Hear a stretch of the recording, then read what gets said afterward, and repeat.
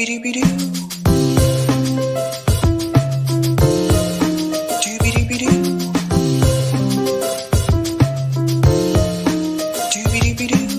your host, Sabrina Salvati.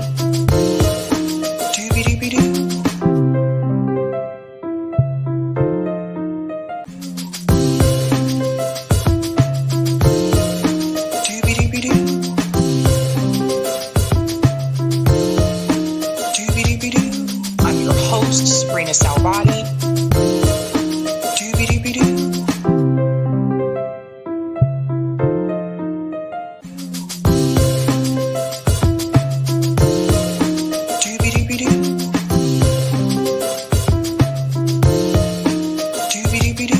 I'm your host, Sabrina Salvati.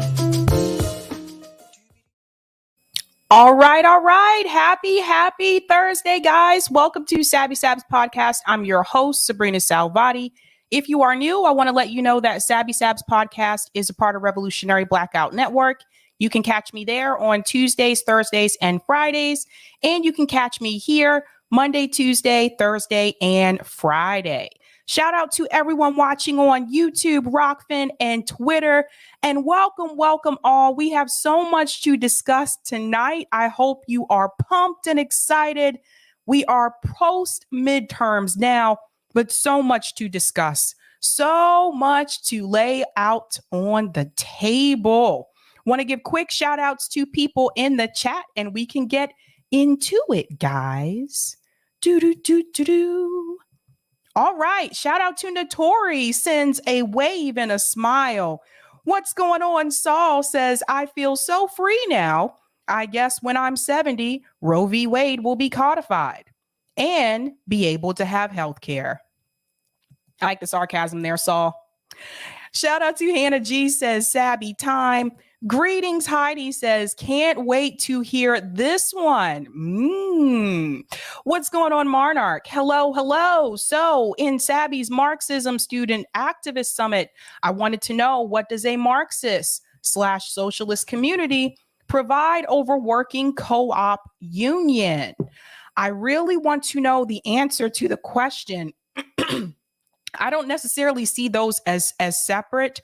We actually do have two people that are coming on next week that actually have started worker co-ops, and they're going to explain to you how to do it. And they are Marxists as well. So tune in next week, Monarch. What's going on, Rodrigo? So does your state now have Medicare for all, Sabby? Not necessarily. I'll get into that later on when we talk about these ballot measure wins that have happened this past Tuesday night. I gotta say, listen, we've passed several ballot initiatives here in Massachusetts over the years, but I do have to say, I did notice something this time, I did notice something this time around. Nationally with BIs, I think this year was a big hit, but I'm going to get into that. I'll get into it. Thank you so much for the super chat, JM, and welcome. Greetings, Samuel. Nick said it best, who the real winners are in every election. That's right. It's usually Wall Street, right? Wall Street. What's up, Dabby Dabs? What's up, Sabby fam? Give the like button some love. Go ahead and give it a hawk smash, guys. That helps me out with the algorithm. Shout out to Sean, says, Sean, are you from down south? Because when I lived in the South, people used to say that. I'm just curious. What's going on, the Jammin'? Sabby, Jammin'. Shout out to Giasto says, hi, hello to you. Greetings, Angela says, JB Raid, love, happy Friday Eve all. Oh, thank you. Greetings, Karen says, greetings from Australia, Sabs. Greetings and welcome. It's always great when I hear people internationally like watching us. It's fascinating to me. What's going on? Zach says, hey, Sabby, peace. What's up, Roman? Good evening, fam. Shout out to CR Sutherland. Hi, Sabby. Hi, all. Greetings, Eric says, my favorite YouTube network. Thank you. That's so sweet, and that means a lot. Shout out to Danielle, who's a Sabby member. Hey, everyone. Sabby. Danielle.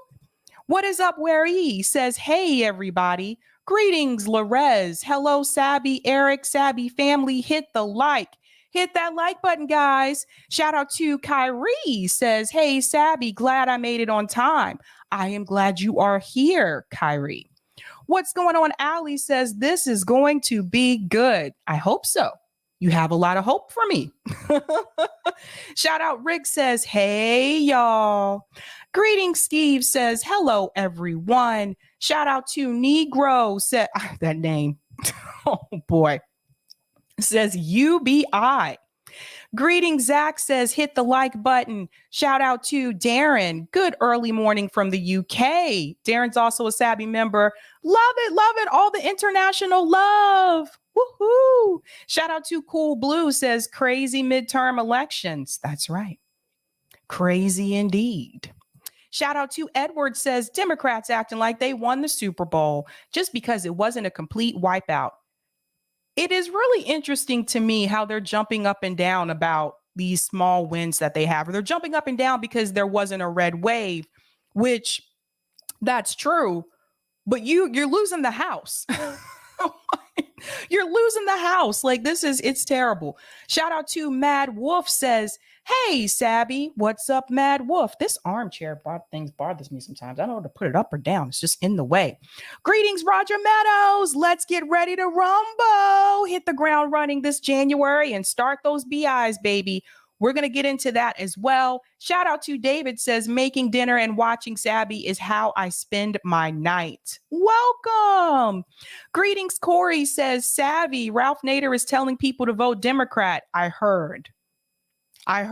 It's sad, man. I got to tell you, you got to look. What did my dad say? Don't meet your heroes. As my dad told me, don't meet your heroes. You know, we need new fighters. I appreciate a lot of the things that Ralph Nader has done, but I think it's very clear, you know, it's time for us we need new blood. We need new blood. Greetings, Madeline says, hey, Sabs, I've been waiting for your take. Let's go. Let's do the damn thing, Madeline. Jonathan, what is up? So is democracy over yet? What is up, First Amendment? Sabby Sabs, have you seen the movie It? My profile picture is a picture of the creature. Yes, I have seen that movie. That movie is the reason why I am afraid of clowns. Till this day, I never should have saw that movie as a kid. Till this day, I am terrified of clowns. Terrified. Shout out to Jay Burke says, Sabby Sabs. Shout out to ACAB says, where's my stimmy? Good question. Greetings, Jay the Informant says, thumbs up. Shout out to Mousted says, JB Raid. Greetings, Heineken says, hello, Sabby from Denmark. Yes, another one. All right. Shout out to Angela for becoming a Sabby member. Let's give Angela a big whoop, whoop. Whoop, whoop. All right, all right. Lots and lots of comments tonight. Let's go ahead and give a quick shout out to those who are Sabby patrons. As soon as I figure out what I did with the sheet here, or I guess not sheet, document. What I did with the document. Documents. Okay. Let's give it up for those who are Sabby patrons. Thank you guys so much for your support. I really do appreciate it. If you're interested in being a Sabby patron, I have 5 categories: members, Sabbies, Sabsters, Sabinators, and of course, the ultimate. All of their names are featured here. You can also see their names scrolling across the bottom of the screen there on the ticker. I really do appreciate it, guys. This really does help me out. And I want to give a quick shout out to new Sabby patrons, Laura Smith and Lee 4D. Let's give a shout out to them. We call them newbies. Thank you guys so much. We are doing the damn thing. Okay, what are we talking about tonight? Let's go ahead and share that thumbnail. We have so much to discuss. Here we go. Okay, tonight we are discussing midterm winners and losers. You can see there on that picture, there is Ron DeSantis, there's Fetterman, Stacey, Abrams, and Beto. And it's not just them, but I think you know where I'm going with this. We're also going to discuss Joe Biden is uncertain. Now, that is in reference to the midterms as well. We're going to hear what Joe Biden has to say about the results and his uncertainty, which should concern all of us. And last but not least, I am going to discuss burning in Mississippi. Now, I don't know if many have covered this story yet, but I am going to cover it tonight because this was brought to my attention recently. And I think we should all be concerned. Now, there was a song. I don't know if you're familiar with it. I don't know if you guys like jazz, but I do. So I was in band, and a lot of us that have been in band, like jazz is one of those things. I've taken like those music theory classes and music interpretation and all that kind of stuff, right? So there's an artist called John Coltrane. And if you've never listened to jazz, I'd say start with him. So tell everybody, start with John Coltrane, because it's hard to get better than that. It really is. John Coltrane has a song called Alabama. That song is about 4 African-American girls that died in a church fire. The church was set on fire. Now, this was decades ago. This was during the civil rights era. And those 4 girls died. So if you get a chance to, it's on Spotify. It's called Alabama. Listen to that. Now, why do I bring up that song? Because I saw this story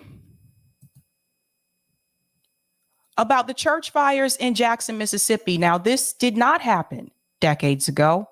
This happened just a couple days ago. And so I felt like here we are again. And I don't feel like enough people are talking about this story. So I'm definitely going to make sure I cover this tonight. There were 7 African-American churches that were set on fire in Jackson, Mississippi. Most people don't know about it. Most people don't talk about it. I'm going to talk about it. Let's go ahead and get into that story. Make this a little bit bigger for you. Suspect arrested after setting 7 fires in Jackson, Mississippi, including 2 at Black churches. Let's go on. Now, we know that Jackson, Mississippi has had a hard time recently. They have to deal with the water crisis issue, and they also have to deal with this now. And not to mention Brett Favre stealing money from their state. So here's a picture here of some of the damage that was done. Let's go on. Authorities say a suspect was arrested Tuesday in a string of fires that were deliberately set across Jackson, Mississippi. Make this a little bit bigger. That left 2 historically Black churches damaged, including one that was completely destroyed. Hinds County Sheriff's Office deputies say the arson suspect, Delvin McLaurin, was arrested after 7 fires were intentionally set early Tuesday morning in the area of Jackson State University, a historically Black public university. A spokesperson for the Jackson Police Department said he is being charged with a felony, malicious mischief. He is being questioned by the FBI and may face additional charges. The locations of the 7 fires were Great Bethlehem Temple Church, Epiphany Lutheran Church, baseball field on Jackson State University's campus, gas station on Terry Road, Central Street in Dalton, 1101 Pascola Street, Terry Road, and Cherry Street. Officials start to receive calls about several fires around 2:45 a.m. Officials said 6 of the 7 fires were put out by 6 a.m. Epiphany Lutheran Church, one of the oldest predominantly Black Lutheran churches in Mississippi, burned for more than 4 hours before the fire was extinguished. Lloyd Caston, 73, who's an elder at Epiphany, was awoken around 4 a.m. by a call from a family member who lives in the church neighborhood. Alerted to the fire, he left his home and arrived at church around 4:30 a.m. to find the building fully inflamed. I was hurt, he said.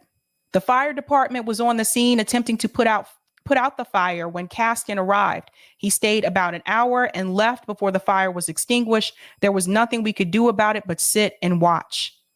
It destroyed the church and everything in it. The church is 85 years old and renovations to the building interior had just been completed in March. And here's a picture of the church here and the damage that was done. The fire at Greater Bethlehem Temple Church also left damage. Irvin Ricks, communication director of the church, told ABC 16 the area of the church that housed Sunday school for children was damaged in the blaze. We can't always understand why people do evil, but we know that it's our job. It's our job to overcome evil with good. That's why we're committed to help this community. Now that's coming from Ricks. Patrick Arman, Assistant Jackson Fire Chief, said he received the news about the fires 2:30 a.m. Tuesday. Jackson police investigating the crimes as arson. They identified McLaurin as a suspect. Police spokesman Sam Brown said McLaurin was in the area of the fires during the hours they were set. The city and police department posted his image on social media, and they warned that the suspect was considered dangerous but not armed. He was captured several hours later. Mayor Chokwe Antar Lumumba said at Tuesday's city council meeting that the fires are believed to be arson. Okay. Yeah, you think? 7? Of course. What else could it be? Responding to speculation that the timing may be election related, it's too early in the investigation to know what the motive may be. No polling places were affected. Democratic congressional candidate Young of District 3 released a statement early Tuesday morning calling the fires act of terrorism. So here's a clip here on Twitter, and this is Greater Bethlehem Temple. So you can see the picture there. This morning, and this is the announcement when they said this morning, several churches were burned in Jackson, Mississippi on election day. These cowardly actions invoke historical acts of terrorism when people are fighting for the right to vote and live peacefully as Americans and Mississippians. We will not be deterred and will not be intimidated. We will not allow domestic terrorists to suppress our right to vote. I ask all Mississippians to go vote regardless of this decades-old intimidation tactic to suppress our votes today. Just go vote. And I'm glad that he referred to it as an intimidation tactic, because traditionally in the past, especially during the civil rights era, this is something that was done, right? This is something that was done, whether it was Klans members or people who were not Klans members that did not approve of what Dr. King was trying to do or trying to accomplish, that didn't approve of African Americans trying to have equal rights. This is what they would do. They would burn African American churches in a form of like intimidation to scare you, to prevent you from trying to move forward with whatever action they're trying to pursue. A lot of times it has to do with equality. They don't want you to pursue those acts of equality. Now, I am glad that they caught the suspect, the person who is responsible for this.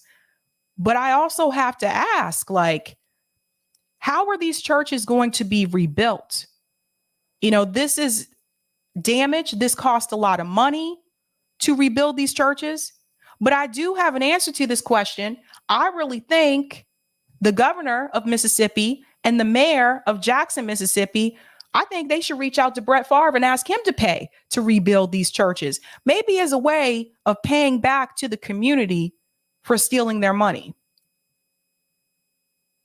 And, you know, I've heard a lot of talk recently on social media about Kyrie Irving. A lot of people are so up in arms about Kyrie Irving that were very silent about Brett Favre actually stealing money from Black people, poor Black people, welfare fraud. And they were silent about that. So I think the governor of Mississippi and I think the mayor of Jackson, Mississippi, I think they should get in touch with Brett Favre and maybe get him down there to fix this issue. Maybe you could say, you know what? this could kind of be your way of paying back or giving back to the community that you stole from. That's how I feel about that. But I think it's very scary to me. It's 2022, and here we are again, where people are setting African-American churches on fire, especially down south. They know the historical reference, and they know the effect that that can have on the African-American community. Whether you agree with religion or not, whether you believe in God or not, people still deserve to have that right to have a place of worship. That's how I see it. Let me go to some of these comments here. Thank you for the super sticker, PA. Thank you for this one as well. And thank you for this one. And thank you for the super sticker as well. Thank you so much, PA. Thank you for the super chat, Roger Meadows. Those churches were bombed, Sabby, not arson. That's right. Thank you for the correction. That's right. The ones in Alabama. Yeah, those are the ones I was talking about earlier. Thank you for this super chat as well, Roger. Alabama churches I was talking about back in the 60s. That's right. That's right. You are correct. You are correct. Thank you for the super chat, Pierre. Hey, Sabby. Hello. Thank you for the super chat as well, Pierre. Does this work? Yes, it does. Pierre, I usually get to super chats after I finish a story. And thank you for this one as well. Kyrie, that's true. That's true. I'll take those comments on Rockfin, Corey. Okay. Thank you for the tips on Rockfin, JVB. Hi, Sabby. Yes, we need new blood. So sick of the status quo. Yeah, I think it's just time to move on. I think we keep looking back towards people who were, I guess, fighters, you know, whether it was during the civil rights movement or just before our time. We keep looking back towards them to help us today. And I think the reality is, like, they kind of did their time. And I think some of them may be tired. Just like, look, we're getting up there like an age, and like, it's time for you guys to take on the fight. Thank you for this tip, Dave. Thanks, Sabby. Like the work you're doing. Look forward to working together in the future. Thank you so much for that, David. We're going to our next story, and this is actually going to lead us into the midterm results. I have a lot to say for that, so just FYI, prepare yourself. Brace yourself. Winter is coming. So just prepare yourself for that. Joe Biden actually delivered remarks after the midterm results. Let's just start with the video. Let's just start with the video. As I mentioned previously, I've seen a couple of like Democrats, say it that way, Democrats on social media getting very excited about the fact that they didn't have a red wave, but they're losing the House. And I don't feel like you should be celebrating if you're about to lose the House. And I'll get into that a little bit later. But let's hear what Joe Biden had to say about the results. It didn't happen.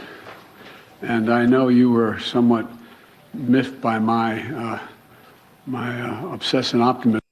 Oh, sorry. I think I started. All the results yet. At least I don't know them all yet. Here's what we do know. While the press and the pundits are predicting a giant red wave, it didn't happen. And I know you were somewhat miffed by my obsessive optimism, but I felt good during the whole process. I thought we were going to do fine. While any seat lost is painful, some good Democrats didn't win the last night. Democrats had a strong night. But you didn't do well, though. And see, this is the thing, like, people are taking the speech and they're trying to make it something like, oh, see, yeah, Democrats had a great night. Yeah, they did great. Losing the House is not a great night. Let's be real. Legislation starts in the House. If you lose the House, Joe Biden and the rest of his agenda that he has planned for these next 2 years most likely is not going to pass in the House. if Republicans have the control of the House, especially if Kevin McCarthy ends up being Speaker. So before we had a different problem, right? Before we had the problem of, it was passing in the House, but then it would get to the Senate and then it would get either stalled or wouldn't pass because of nefarious actors in the Senate, whether it was Joe Manchin or Kirsten Sinema or the 7 Democrats that voted against the $15 minimum wage, or if it was the Senate parliamentarian, or if it was Kamala Harris deferring to the Senate parliamentarian, right? That was one issue that you were dealing with. So their response to that was, all we need to do is just get 2 more seats in the Senate, and then we can come in and we can abolish the filibuster, and then you won't have to worry about this issue with Roe v. Wade, right? But while they were so focused on the Senate and not saying that they shouldn't have been, I felt like people kind of dropped the ball on the House. I felt like people's eyes were looking in the wrong direction. You can look at 2 directions. You can go back and forth. And I felt like they were just looking to the left and they weren't looking to the right. And so now, because most of their focus was on those Senate seats and not on those House seats, now Republicans are going to take back the House based on the numbers I just saw before I went live. Republicans are likely to take back the House. And so now you're not even going to be able to pass legislation to get to the Senate. So what difference does it make? And this is the thing I was bringing up before. So John Fetterman won. Okay, that's a flip seat. That's good for the Democrats. But if you can't get the legislation from the House to the Senate, what difference does it make? You guys see the problem? Every policy that they try to implement that is part of the Democrats' agenda, 9 times out of 10 is going to be stalled in the House. So what's going to happen the next 2 years? What are you going to accomplish? What are you going to get done? Let's hear what else he has to say. We lost fewer seats in the House of Representatives than any Democratic president's first midterm election in the last 40 years. So what? I don't care if you lost fewer seats than someone else. That doesn't matter. That doesn't matter to me. Like, this is the thing. This is the problem. You're not going to be able to get things passed. But you know what? Maybe they wanted to do this on purpose. Maybe they wanted this to happen so they could just say, oh, well, I'm sorry, but we didn't have control of the House, so we couldn't get those things passed. But vote for us again in 2024 anyway. This is the same thing that happened under Barack Obama. This back and forth game that they play, it's not chess, it's checkers. So it's easy to figure out if you just pay attention to it. Obama had the same problem. First 2 years, he had control. He had the House and the Senate. Now, there was issues with Lieberman, but they could have abolished the filibuster the first 2 years. They chose not to. Then when they tried to actually start implementing policies after they lost the House, then Obama can say, oh, well, I didn't have, Democrats didn't have control of the House and the Senate, so we couldn't get those policies passed, and it was the Republicans' fault. But what policies did you try to get passed when you had control of it? So again, that's why I say this game, it's not chess, it's checkers. And we had the best midterm for governors since 1986.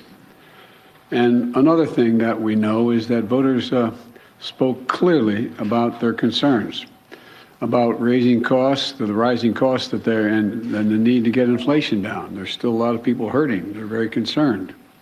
And it's about crime and public safety. And they sent a clear and unmistakable message that they want to preserve our democracy and protect the right to choose in this country. What does crime have to do with this, though? How do people vote against crime? There's a lot of fear-mongering that they've been doing, a lot of fear-mongering. One of them is crime. That's a big one. If you pay attention, especially MSNBC, CNN, they've been doing a lot of fear-mongering about crime, trying to get people to feel like they need to be afraid of their own neighbors. So when Joe Biden says, I'm giving the police more money, they understand. And they'll have negative opinions about defunding the police, even though a lot of them don't even understand the movement to begin with. And they don't understand police abolition. So there's a lot of fear mongering. When I voted, I was not like, let me go out and vote because we got to solve this crime issue. There wasn't one question on my ballot that had anything to do with crime. I can't speak for other states, but for my state, not one.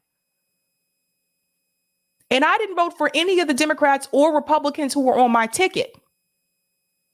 I voted for the third party candidates. So I don't even know what Joe Biden's talking about here. He's just saying stuff. And I especially want to thank the young people of this nation who, I'm told, I haven't seen the numbers, voted historic numbers again. And just as they did 2 years ago. That's actually not exactly true. I have the data. We're going to pull the data and I'm going to get into the numbers. Yes, I will say younger people did come out. I didn't think that was going to happen. Gen Z really did show up, but not the way they did before. And I'm going to get into that later on. They voted to continue addressing the climate crisis, gun violence, their personal rights and freedoms, and the student debt relief. Last night, I was pleased to call Maxwell Frost, a 25-year-old who got elected, I guess the youngest man ever elected to the United States Congress. And I told him I told him that I was the first elected, the second youngest person ever elected to the United States Senate at 29. That I have no doubt he's off to an incredible start and what I'm sure will be a long, distinguished career. We're going to talk about Matthew Frost later on, because I'm going to tell you something that Matthew Frost did in order to win, how he sold out in a way as well. We're going to get into that. When he's president and they say Joe Biden's out in the outer office, I don't want to say Joe who. But the voters were also clear that they are still frustrated. I get it. I understand it's been a really tough few years in this country. I don't know what happened to Joe.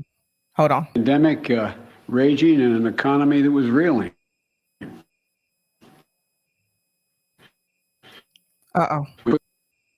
Let's see what happened to him here.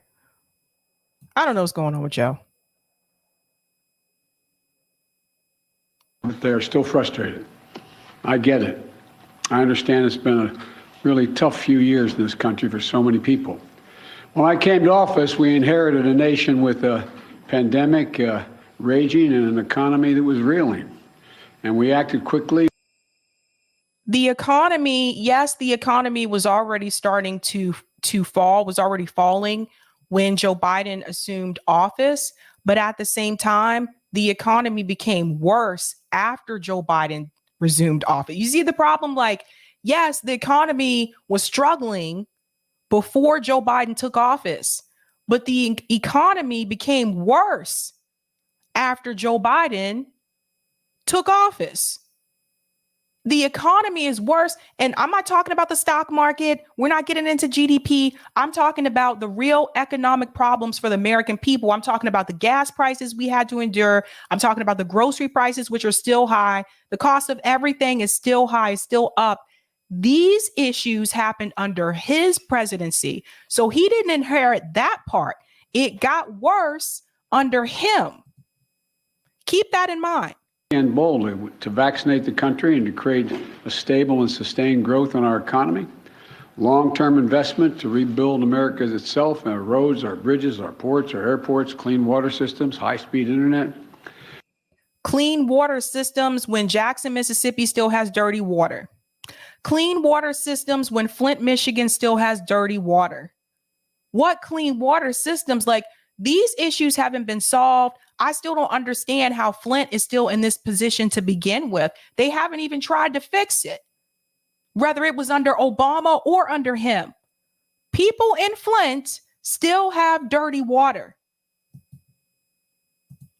And we're just getting started. The interesting thing is that this is all going to really come into clear view for people in the months of January, February, March of next year. It's just getting underway. So I'm all right. So let's remember that and let's hold them to that. Optimistic about how the public is going to even be more embracive of what we've done. Historic investments that are leading companies to invest literally hundreds of billions of dollars combined to build semiconductor factories and other advanced manufacturing here in America. It's going to create tens of thousands of good-paying jobs. And by the way, a significant number of those jobs are going to be jobs that pay average $126,000, $127,000. You don't need a college degree to get those jobs. And we're dealing with global inflation as a result of the pandemic and Putin's war in Ukraine. We're also handling it better than most other advanced nations in the world.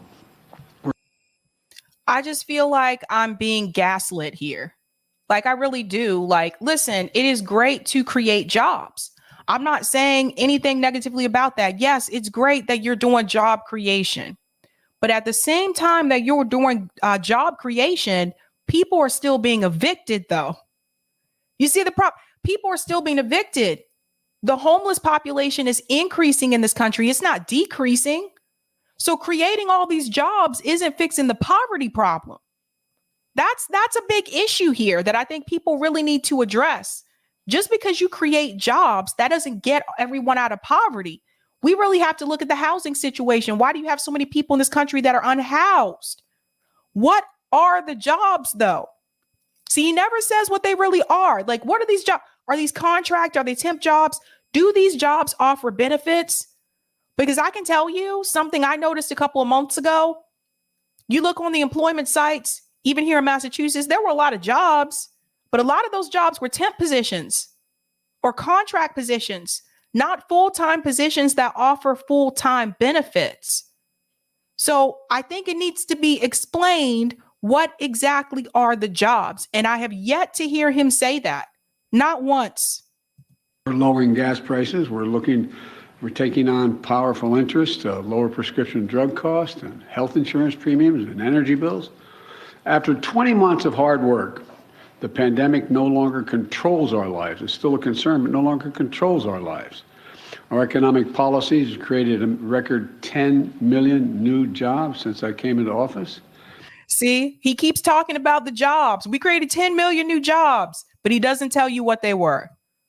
Unemployment rate is down from 6.4 when I was sworn in to 3.7%. That's because you kicked millions of people off of unemployment last September on Labor Day. That's why the unemployment rate decreased. You know, I see a lot of people, so-called, they used to be progressives, that have obviously are just flat out liberals. They're praising Joe Biden, stuff they would have never said 3 years ago, just trying to kiss up, work within the algorithm. You know who they are.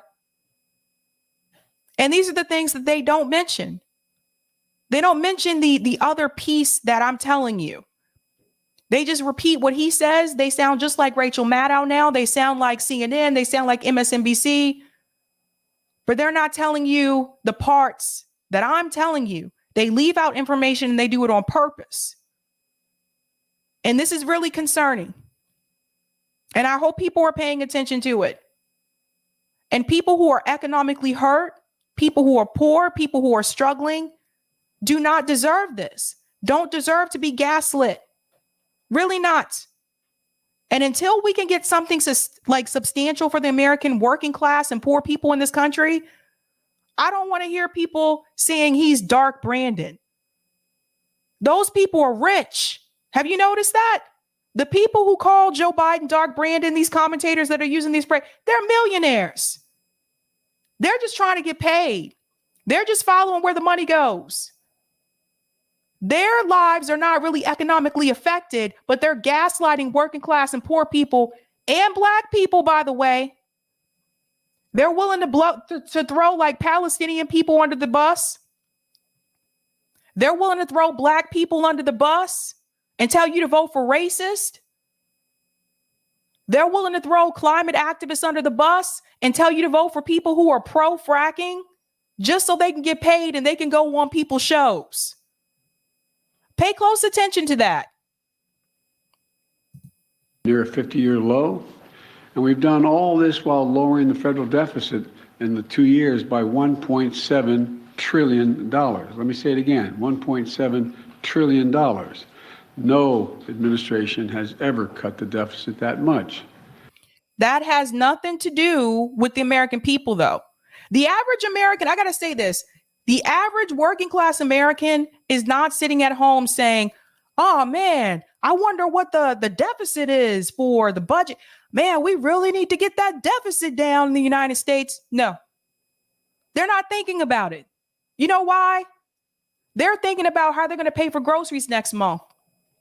They're thinking about if they're going to be able to pay for their heating bill this winter. They're more concerned about that. They're not worried about the deficit.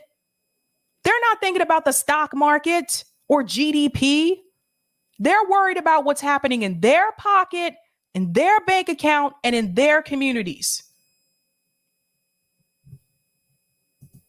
And reducing the federal deficit is one of the best things we can do to lower inflation. But while we've made real progress as a nation, I know it's hard for folks to see that progress in their everyday lives. And it's hard. It's hard for folks to see the progress in their everyday lives because the progress that has been made is not helping our everyday lives. If the gains that they've made actually significantly were helping the American people, it wouldn't be hard for us to see it. It wouldn't be hard for us to try to figure it out. We would just be able to see it.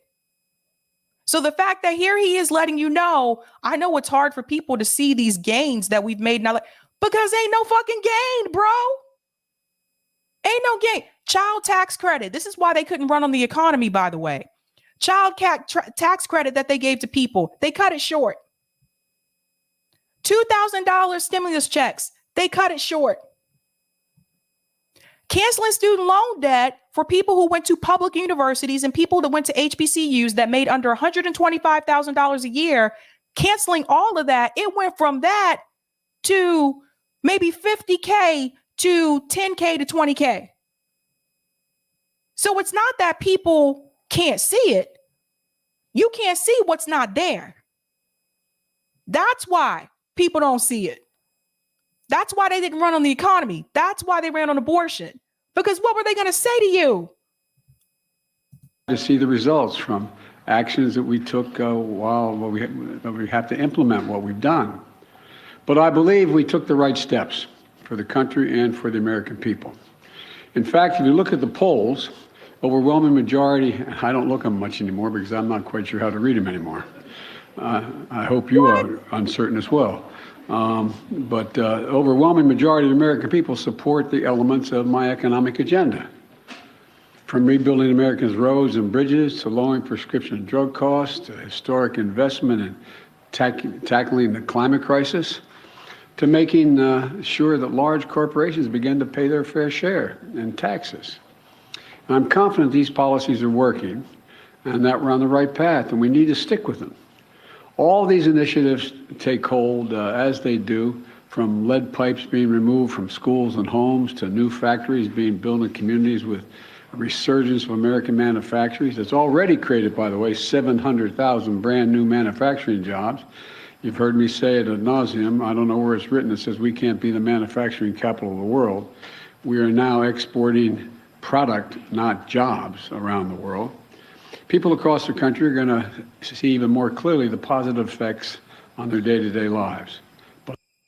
No, we're not. You know what would be a great positive effect on everyone's day-to-day lives? I don't know, something like Medicare for all. Giving everybody health care. Something like that. Giving everybody paid family leave. Canceling all student loan debt. Maybe something like preventing BlackRock from buying these homes, from buying real estate, and then making it completely unaffordable for young people to buy homes. Maybe something like that. Maybe paying people more. Maybe increasing the federal minimum wage. We couldn't even do that. Why is the federal minimum wage still $7.25 an hour? Are you kidding me? Are you kidding me? That's one I go back to a lot because it's absolutely embarrassing. It really is in 2022. And the fact that who cares if the Republicans weren't on board? You already knew that. But the fact that you had 7 Democrats vote against it, what does that tell you? The real winners from Tuesday night were corporations, Wall Street, and the military industrial complex. That's who won Tuesday night. Not the American people, not even the Democratic Party, because like I told you, they're losing the House. Corporate won again. That's who won. But Joe Biden's going to do what he can to make you believe that you're actually getting something that you're not getting. And I just saw early today on Twitter, another person just got evicted. Let me go to some of the comments, and then I'm going to get to another statement from him here. Like, it's just, it's bizarre. It's bizarre, I got to tell you. Bill says the DNC is really happy to lose on House of Congress. Oh, but not both. That way they can blame the GOP for nothing getting done. That's right. That's what I believe. I really do. Natalie, they don't care if they lose the House, Sabby. The oligarchy wins no matter which party holds sway. Israel, Sabby Sabs, milquetoast neoliberalism at its finest. Warnock and Herschel Walker is a good example that Dems did not do well. Thank you. And we are going to get into that as well. Stephen, when you own half of the media, this is what it looks like. JB, I'd argue that the gridlock is exactly what the duopoly wants. Gridlock and fundraise. That's the name of the game. That's right. Thanks for the super chat, Cool Blue. D's losing the House, not to the worst degree in numbers, is like a South Park epi in which a football game is lost, but they beat the expected spread. You go. Jared, they still have the parliamentarian to fall back on. That too. Pierre, where does this show up? Thanks for the super chat. I'm not sure what you mean, Pierre. If you're using the YouTube app on your phone, you have to click on the live chat in order to see it. That might be what's happening there. Saul, the politicians have clean water, best healthcare, and become wealthy just to tweet. 100%. Danielle, I think that's our move. Expand ballot initiatives, strengthen them, ranked choice voting. We need to take the power back now because they're getting froggy. Yes, yes. Nico, 2016 progressives are now today's libs. We're going to get in that too. Cobra, the fact he said inflation is due to Ukraine says it all. They're making you poor, so you hate Russia and China and do another Iraq war on them. I could see that happening as well. Thanks for the super chat, Pierre. Is this how you comment on here? You can just comment, Pierre. You don't have to send a super chat every time. But yes, people in the chat are seeing your comments. And thank you for the super chat, Andrew. They may not even have the majority, and Democrats are acting like they won. Very Trump-like. Only difference is they're part of the court of owls. And thank you for this super chat, Pierre. Thanks for the info new to this. No problem, Bob. And thank you for this super chat as well, Andrew. Disagree. They want to lose the Senate so they can use the Supreme Court and abortion to fundraise. And Court of Owls is a Batman thing. That's right. Thank you. Thank you. Thank you so much. Now, he went on to also say this. This one is hilarious. He said, in this midterm election, we lost fewer seats in the House than any Democratic president's first term election in at least 40 years. And I responded with, because I'm telling you, they're bragging about this. Nut jobs. You're about to lose the House, which means your agenda most likely won't make it to the Senate. This is not a bragging point. It's just like last year when they were saying we lift half the kids out of poverty. I'm like, okay, and so the other half are just screwed? That's not a bragging point. Ay, ay, ay. There's another piece that I do want to play here. And this is from Case Study QB. And I thought this was interesting as well in reference to Joe Biden. Let me just make sure I got my thing here. I'm going to make sure I'm looking at the right thing because I have ring lights on two sides. So one is one way and one is the other way. That's why I'm just like, sometimes it blocks my view, but I can see. I think.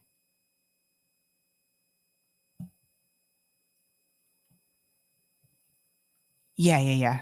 I do want to play that one. Listen to this video here, and shout out to Case Study QB for this. where they're talking about Joe Biden again. Now, listen to what they say on CNN and the midterm results.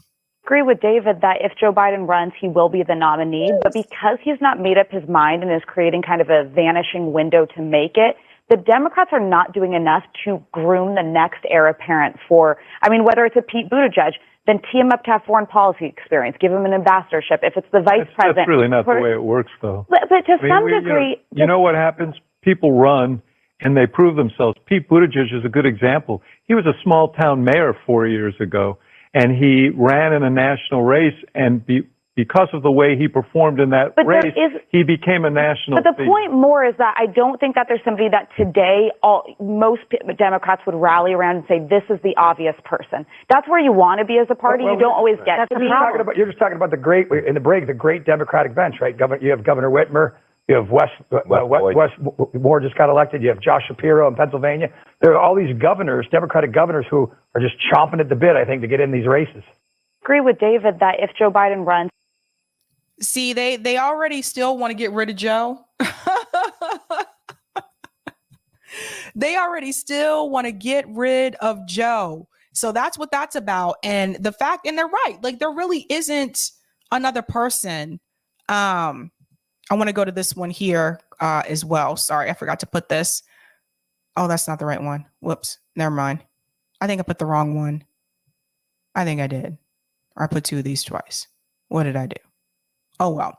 There was another clip that I forgot to put here where they asked Joe Biden what was he going to do about Republicans taking back the House and if there was a plan.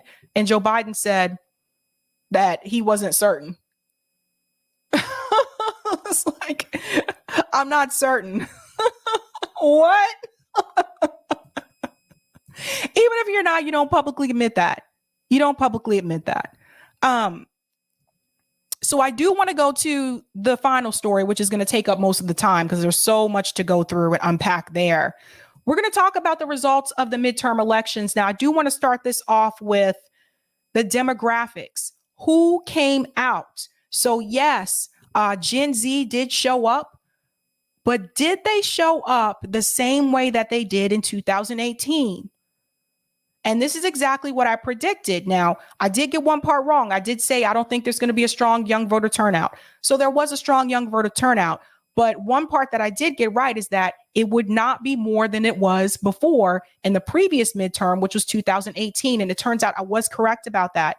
But I have this piece here from Al Jazeera, and they talk about the Gen Z voter turnout. And I thought this was important as well. Democrats hail young voters, Gen Z, as U.S. midterm results roll in.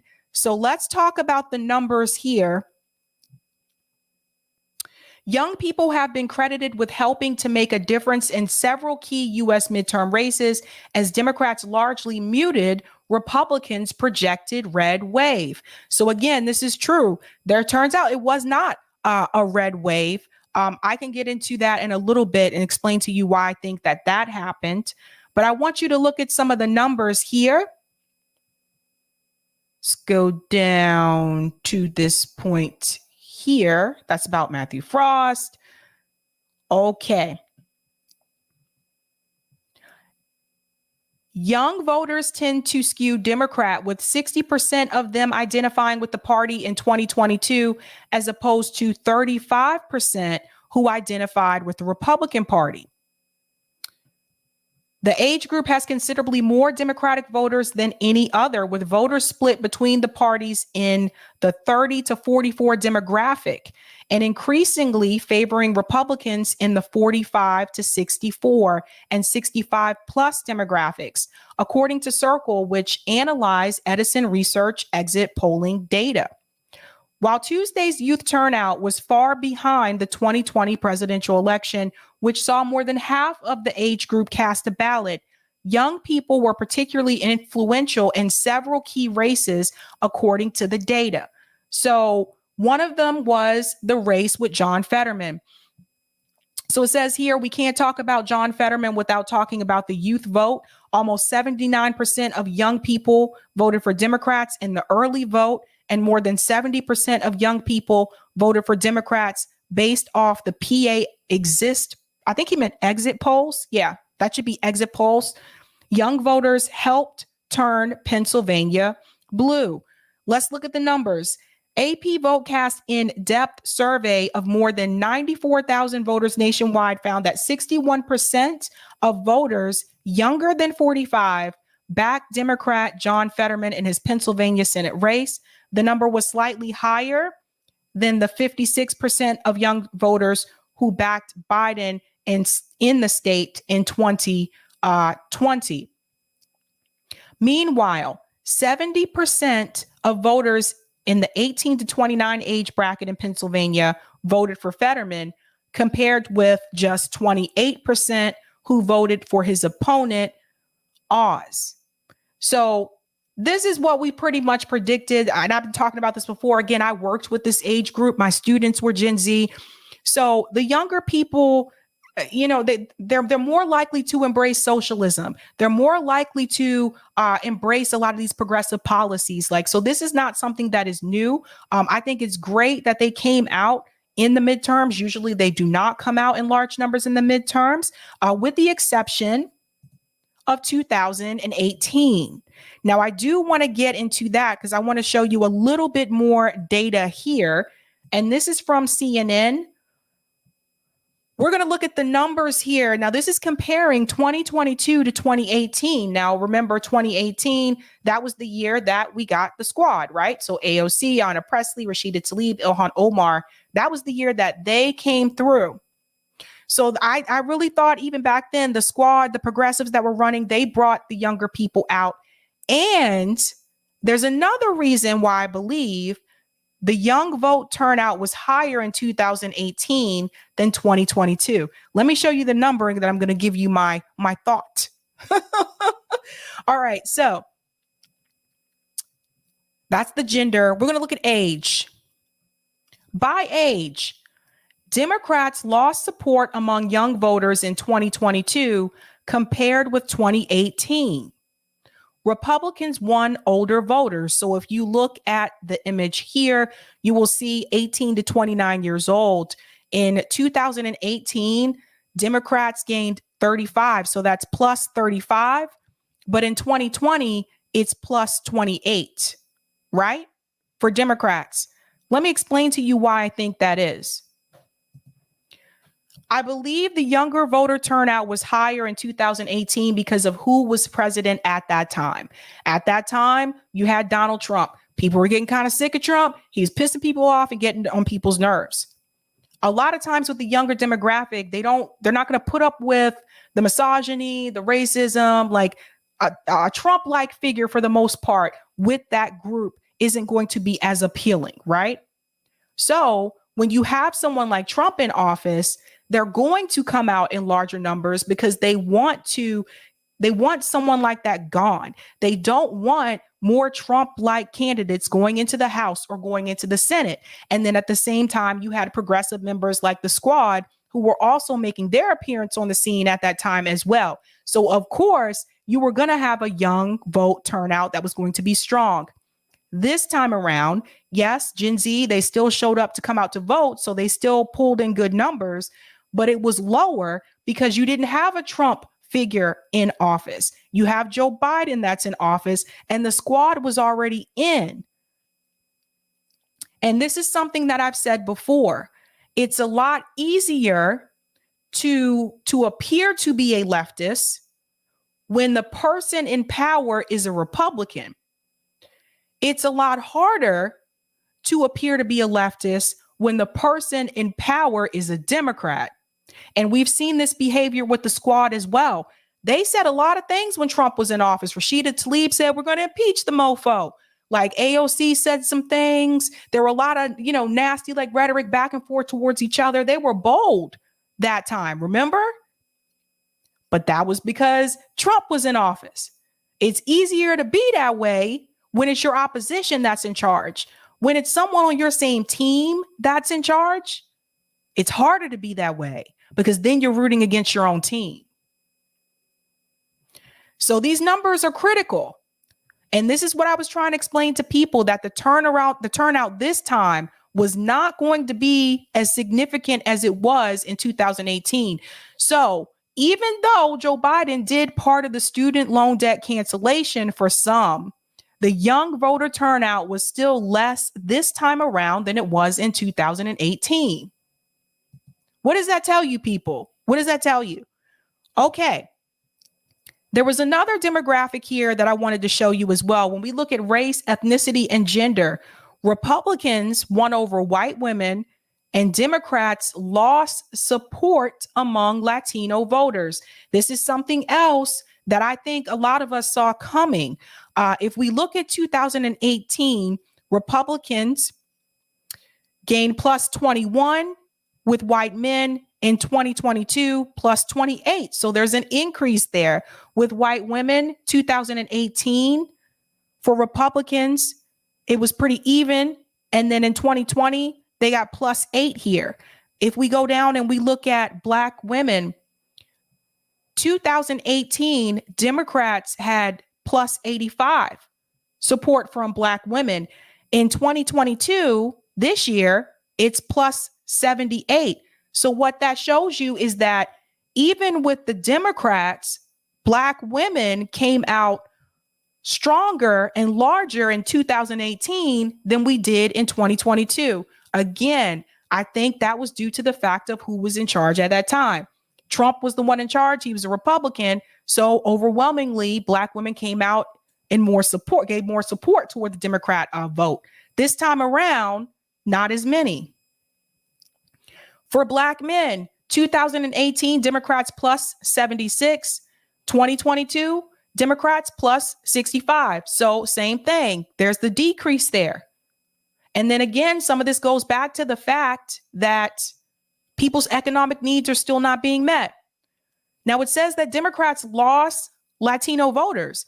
Latino women, 2018, Democrats had plus 47. 2022, Democrats have plus 33. For Latino men, Democrats had plus 29. This is a significant drop. 2022, Democrats for Latino men only had plus 8.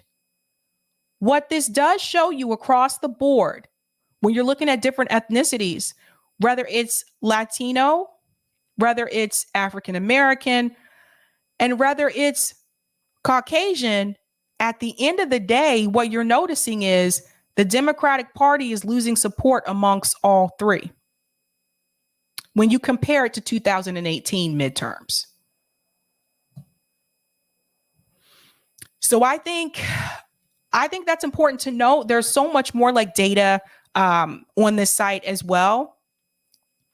There's also the urban-rural divide. I want to get into this as well. Suburban voters shifted towards Republicans. Remember, in 2020, Joe Biden did particularly well in the suburban communities. That seems to be changing. Let me show you the data about that. In urban areas, in 2018, the Democrats gained plus 33. In 2022, Democrats plus 17. So there's a decrease even in the urban communities. In the suburban communities, Democrats 2018, it says even. And in 2022, you see there's no gain. Republicans got a gain here in 2022 in the suburban communities. So Republicans gained plus 6. Why is that happening? I think, again, part of that has to do with the fact that people's economic needs are still not being met. The economy, inflation, right? So I sincerely hope the Democratic Party is paying attention to this. Now, there's more I want to go on to as well. Like I said, I have a lot of data to show you tonight. But this is why I don't understand, like, why they're jumping around congratulating. I don't think they're looking at the trends over time. And I have looked at the trends over time. And I talked about this piece a couple of days ago, that the Democratic Party has been losing the African-American vote since Barack Obama. Actually, before Barack Obama started to drop off, it spiked during Barack Obama's 2 presidencies. And then after that, it's just been steadily declining. So I think the Democratic Party needs to pay attention to the fact that they're losing African-American voters. They're also losing Latino voters. And it appears they're losing Caucasian voters. I don't know how to say Caucasian. They're losing white voters as well. And now Republicans are gaining votes in those suburban communities that Joe Biden had gained votes in 2020. So there is a shift happening here. And I am telling you, I think this is mainly based because of economics, because of inflation that is happening. I'm going to go to some of the comments and then we're going to get into the winners and the losers. So hold on to your seats. Hit that like button, guys, if you haven't had a chance to do so. Nicole, thank you for the super chat. Making a tricky bread. Can't respond always, but thank you, Sabby, for doing the damn thing. Thank you so much, Nicole. I do not know how to make bread, Nicole. I've watched people make bread, but I don't know how to make it. Shout out to Lisa Something for becoming a Sabby member. Whoop, whoop, whoop, whoop. Thank you for the super chat, M. Smith. They also cut FFELP loans that are held by corporations, even though they are federally backed. Were sold by Sally Mae and all that was available. That's another good point, M. Smith. Populist Alba. It's misinformation to discourage Gen Z and other generations from trusting Z. Okay. Welcome, Nicole. Nicole just became a Sabby member. Let's give Nicole a big whoop, whoop. Shout out to Nicole. Kitty loves films. I'm glad the revolution has always been in the hands of the young. The young people inherit the revolution. Huey Newton. That's right. Hey, Seuss, Gen Z better start demanding something in return. Right. Well said. Bad cookies. The nonstop media coverage didn't help with the Trump derangement syndrome, Sabby. That is true. Dead people's things. Hope died under Obama. That's good. That's well put. Natalie, no matter how much our neighbors and friends shift back and forth from one party to the other, we the people still lose and the oligarchy wins. Well put, Natalie. Now we're moving into the winners and the losers, and we're going to start off with progressive candidates. So Bernie Sanders tweeted this out, and I want to tell you something about these candidates here that I noticed that is different than before. Bernie Sanders tweeted, progressive candidates had a great election night. I want to thank everyone who got out there and helped make this happen. There will now be more strong progressives in the House than ever before. I'd like to quickly highlight a few of them. Now, he said more strong progressives in the House, more strong progressives in the House to go along with the corporate Democrats. More strong progressives in a House that is going to be controlled by the Republican Party. They're not going to get anything passed, especially progressive legislation. And more strong progressives in the House that it appears now, in order for you to get your way in, you have to throw Palestinian people under the bus and you have to back Zionism. Hello. You have to be okay with war and imperialism now all of a sudden. And you have to be willing to sell out, basically. You can't hold real left principles anymore if you are a progressive candidate and you're trying to win. You have to try your best to appease certain groups so that AIPAC doesn't come after you and hit you with big money to try to keep you out of the race. Or if you did decide to defend the Palestinian people or all people, then you're still going to be labeled as anti-Semitic and the money's still going to come at you in your face. And so there are two candidates on here that I know for a fact changed their position about that.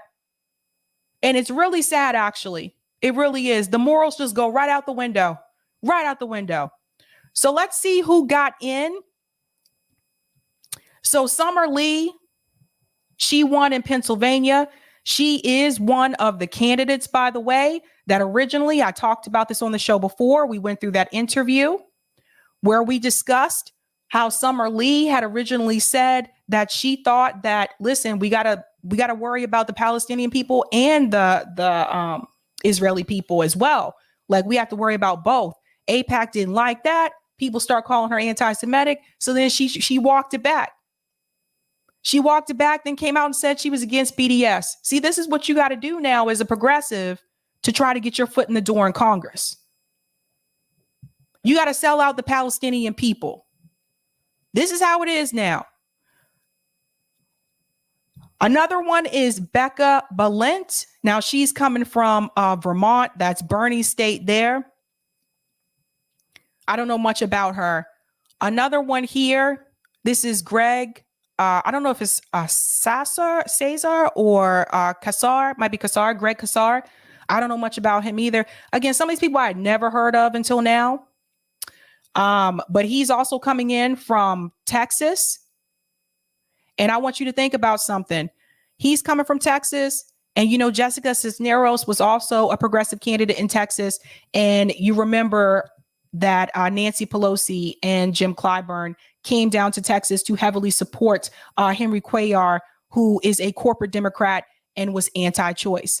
And Jessica Cisneros was pro-choice. So like I said, you should throw a side eye at some of these progressives who are coming in now and start asking yourself, what is it that they had to do to get the pass? Let's go on. And like I said, the terms just thrown around like whatever now. Anyone can be a progressive. Also, Jasmine Crockett. Now, she is also coming from Texas. You see what I'm saying? How some of these Texas progressives were able to get through. And then another one that was announced was Jonathan Jackson. Jonathan is coming from Illinois. By the way, I'd never heard of him. Never heard. Some of these people I had never heard on or heard of. Delilah Ramirez. She's also coming from Illinois. And then we have Val Hoyle. Raise your hand if you've heard of anything. Like some of these people I've never heard of. Ashura said future sellouts. Yeah, I mean, if they want to stay there, they're going to have to. And he also announced Maxwell Frost. Now, Maxwell Frost is getting a lot of attention. He's the youngest member, I believe, to be brought in to the House, coming from Florida. He's another one. He also threw Palestinian people under the bus and embraced Zionism. In the beginning, he was, again, another one that was for the Palestinian people, had to change his rhetoric because they started to come after him and call him names. You see how this works? So these are the progressives now in the House. This is what we got. We got people who are willing to sell out Palestinian people, go back on their morals and what they believe in just so they can get in. Now, look, no shade to the people who won. No shade. But let's be real. Is it great that the squad increased their numbers? Possibly. But what are they going to do with those numbers? Are they going to push back against corporate Democrats? No, they're not. They're still going to vote with the corporate Democrats on legislation.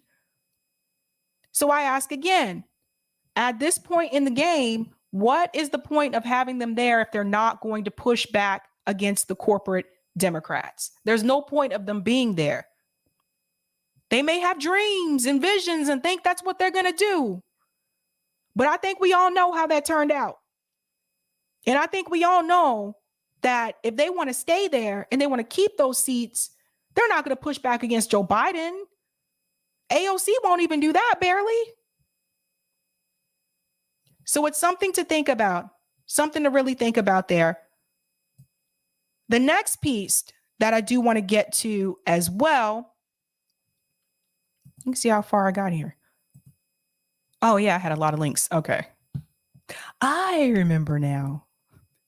The next piece I want to get to is in reference to the winners and the losers is this race here between John Fetterman and Dr. Oz. So we did see, obviously, that Dr. Oz lost. Again, I thought both of these were bad candidates, to be honest with you. I told you my opinions of John Fetterman. It's all based on fact, not on how I feel. I'm not for anyone who's pro-fracking. I'm not for anyone who's going to chase down a black jogger and point a gun at his chest. But the white progressives, and I want you to be wary of this, some of the white progressives, they want you to just suck that up and they want you to just be happy that they got someone in there anyway. And this is why I said to you guys before, and I still stand by this, that Black people, this progressive movement is not for you. We need to leave this movement because they're willing to do this, and they've done this multiple times. They were a little bit more sneaky about it before, but now it's just bold in our face. And I'm just keeping it real. And so some of the white commentators, they will send up here and they'll defend, and they won't even want to talk about that situation or try to make excuses for it. And they'll say, yeah, you know, there was an issue where he chased a Black guy down with a gun and da-da-da. He's like, but, you know, the guy understands and the people do support him. And John Fetterman still refuses to apologize for that. That's how they're willing to just throw Black issues, Black people under the bus. They're willing to throw Palestinian people under the bus now. They're willing to throw any other group under the bus so that the progressives that they want in get in, and so that they can still make more money and stay rich. That's what that is about. So John Fetterman won. Let's see what they had to say about this on Fox. This was pretty interesting. Okay, we are going to make a call. Here it is. Fox News can project that Lieutenant Governor John Fetterman will win the Pennsylvania Senate race over Dr. Mehmet Oz. This is a huge win for the Democrats. It is obviously also a pickup. This was Pat Toomey's seat. This was the most focused race that we looked at in this cycle. Obviously, Fetterman had a stroke in his primary. He had, as Mo Alethi referenced, a very bumpy debate, October. One thing I want to point out here is the percentage. First of all, it should have never been this close. It really shouldn't have. 49.4%, 48.2%. This is something that the Democrats are like cheering about. How the hell do you even get this close? How do you let Dr. Oz get this close to you? How do you do this? Like, this is how it was so bad, you guys. This goes to show you how bad it was that you let Dr. Oz get that close to you, of all people. 25th with Mehmet Oz, where both sides of the aisle questioned his fitness for office. He battled back after that and had the support of not only President Biden, but former President Obama, and like Kathy Hochul in New York, all the luminaries from the Democratic Party trying to lift him up. He is now the next senator from the U.S., from the state of Pennsylvania for the U.S. Senate. He made his name as the mayor of Braddock, a very small town. There was a lot of divided response to how good a job he did as the mayor of Braddock. There were a lot of shuttered storefronts in Braddock, and the population dropped dramatically in that town over the course of those years. And, you know, this, we were talking about it before we announced this, but I think we're going to continue to revisit the fact that there was very little public interface of these candidates. He had a stroke, obviously, that was very evident in that debate. And as Dana pointed out, people had been voting for over a month before they ever got a chance to see John Fetterman on stage. But, you know, after that, there was this sort of rally around, support him, bolster him. Everyone in the country, I think, was sympathetic to what they saw that night in the debate. Obviously, he was struggling with his recovery from his stroke, and he has continued to say he's going to continue to get better, and he expects that he will be fine by January, was one of the things that he said a lot. This is the first pickup of the night. This is a very, very significant outcome, and that it comes down to Pennsylvania, I think, is a stunning outcome. It is. And that was a pickup there for the Democrats. So that one was a huge one. But like I said, you're going up against Dr. Oz. It should have never been that close to begin with. That's the part that like just really drives me crazy. But I know that there was a lot of focus and attention on the Georgia race and the Pennsylvania race. I believe Nevada is still being counted right now. That Senate race, I'll have to double check that again. But all in a while, people were heavily focused on those races. Something happened that I think people really need to be putting more of their attention to. These gubernatorial races. And yes, I know they're not taking a seat in Congress. I get that. But there was one gubernatorial race in particular that I think people really need to pay attention to. And that's the gubernatorial race of Ron DeSantis. People need to pay attention to the way that he won, how much he won by, and what that could mean for the future of the GOP and the rest of the country. Let's take a look at it. Here's CNN talking about his win here. I was texting with a source in Florida, political source, who pointed out to me that this will be the first time since Reconstruction that Florida won't have any Democrats in statewide office, period. So, and DeSantis's victory, the message, Miami-Dade. Oh, the message that DeSantis sent tonight. I mean, this got called early, and Florida counts their votes quickly, so we won't be talking about it as we watch these other nail biters. The message that Ron DeSantis sent to the Republican Party tonight about what he's capable of. Let's pause there for a second. Let's look at these percentages. 59.4% to 39.9%. I don't know Chris, never met Chris, don't know what Chris is about. But I listened to Ron DeSantis' speech, his victory speech. We played it here actually Tuesday night. This race wrapped up pretty quickly. And I got to tell you this. The way that people were worried about Donald Trump, I think people need to be more focused on someone like Ron DeSantis. And I say this because based on the speech that I heard from him Tuesday night, based on his percentage here, the way that he won, and the message that he delivered in that speech, saying against CRT, against the woke mob, we won't allow it here, and the cheers that he received. Someone like Ron DeSantis could very possibly win in 2024, or if not 2024, 2028. Now, I don't know if he plans to run for president, but if he were, you should be very concerned. And I saw all day long yesterday people tweeting, Trump this, Trump that, Trump this, Trump that, Trump this, Trump that. Meanwhile, Ron DeSantis pretty much destroyed Chris here in Florida, in Miami-Dade. Now that part's usually blue.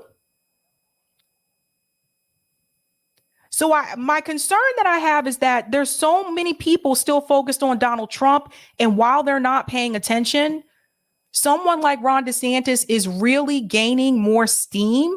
And he's getting a lot of attention.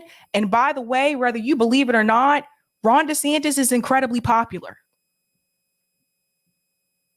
And if he runs for president, if you think that Trump might be an issue, I'm here to warn you that Ron DeSantis is much more crafty. So pay attention to that. Pay close attention. Crushing up and down the state among the Hispanic counties where they have a lot of Hispanic votes, suburban voters, rural voters. When you talk about building a coalition to run a presidential campaign that could win, that's the message that DeSantis sent tonight. So to me, for 2024 implications, this crush, because if the rest of the country is a little bit more muddled and Florida crushes, think about the political message that sends about what should this party do. I was going to say, sitting across the state at Mar-a-Lago, right? Curiously, I think former President Trump has to be watching that, looking at the margins. Totally. Governor DeSantis won the last election by 33,000 votes. Why does he kind of remind me of Hank from Breaking Bad? I didn't notice this before. Have you guys seen Breaking Bad before? Don't he kind of remind you of Hank? Heisenberg.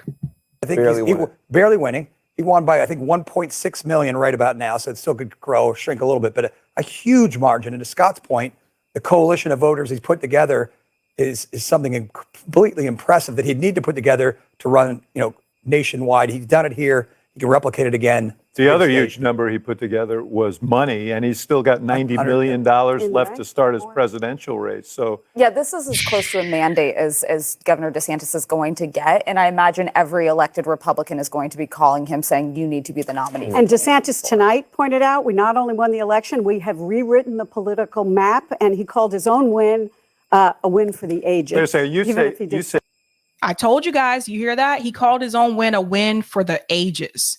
He's rewriting the political map. I hope people are I sincerely hope people are paying attention. It's where every Republican's going to be calling him and telling him. What did DeSantis say? Florida is where woke goes to die. Right. Yeah, well, and I will say what he did during the campaign, he ran all over the country campaigning for all different kinds of Republicans, and he never made it about himself, unlike others. And look how he got rewarded by the Republicans. I'm telling you, what he put together and what his team did, it's really impressive. Big night. Pay attention, guys. Pay close attention to that. That is one I think that you should be concerned about. I think he might be more dangerous than Donald Trump was, to be honest with you. Now, there's another piece here that I do want to get into, and this is Warnock and Walker. So if you're not aware, that race is going into a runoff. Neither one of them were able to reach that 50%. So that's how it works in Georgia. You got to go to the runoff. That'll happen in December. I want you to hear what they say here on NBC, but then there's also something else I want to mention too about where those other 80,000 voters are going to go that didn't vote for Warnock or Walker during that runoff in December.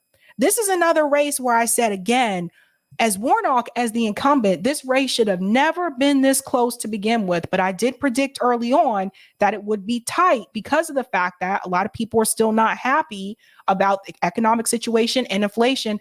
Plus, you're in Georgia where people didn't get those $2,000 checks. Listen to this. Let's go to Georgia now and begin with that breaking news out of Georgia and the Senate race there. Ellison Barber is in Atlanta for us. Ellison?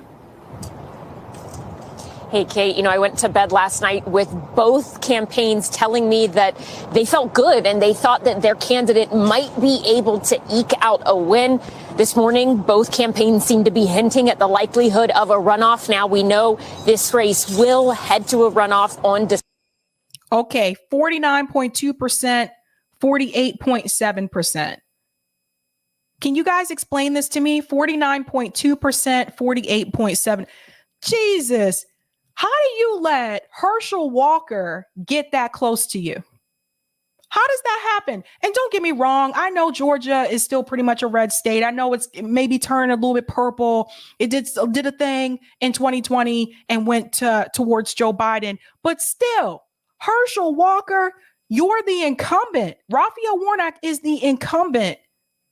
He couldn't get to the 50% to avoid the runoff. So it just like this, Herschel Walker is not a great candidate. Like, this is the thing.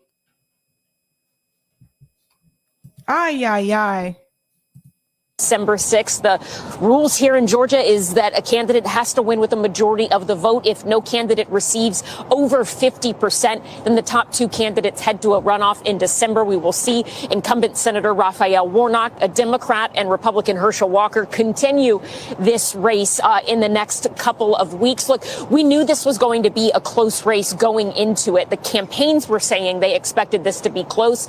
The polls showed this was going to be close. We were reporting that you should keep an eye out on split ticket voters, Republican leaning voters who said they were going to support Republican Governor Brian Kemp, but then were either going to split their ticket in the Senate race or just weren't entirely sure what they were going to do. That seems to have been a factor here. The Libertarian candidate polling about 2% of the vote. When you compare Herschel Walker's totals in Republican strongholds next to Governor Kemp's returns, you see that Herschel Walker did underperform in quite a few Republican strongholds. And if you let's pause here. You see this guy here, Oliver? 81,130 votes. He was the Libertarian candidate. 81,000 votes. Keep your eye on that. Keep your eye on that. Bad Cookie, see, the only third party they show. Yeah, I think you have to get to a certain percent for them to even show you, right? So this is something to think about. Where are these? And I did ask this question on Twitter. Where are the 81,000 voters? Where are they going to go when we get to this runoff? Are they going to vote at all? And if they do vote, are they going to vote for Walker? Are they going to vote for Warnock? Remember, this is the libertarian candidate. If you're watching, you're in the chat and you're libertarian, tell me, how would you vote? But I would not sleep on that. I would not forget those 81,000 voters, because they could make or break this if they come out and vote. Compare some of those numbers to Donald Trump in 2020. You look at a place like Chattooga County, Georgia. That's a very rural, very Republican county in northwest Georgia. Donald Trump won that with 80% of the vote in 2020. Herschel Walker was about 2% behind that. So underperforming 2 to 3% in these Republican strongholds. It seems to have had an impact for the Walker campaign here.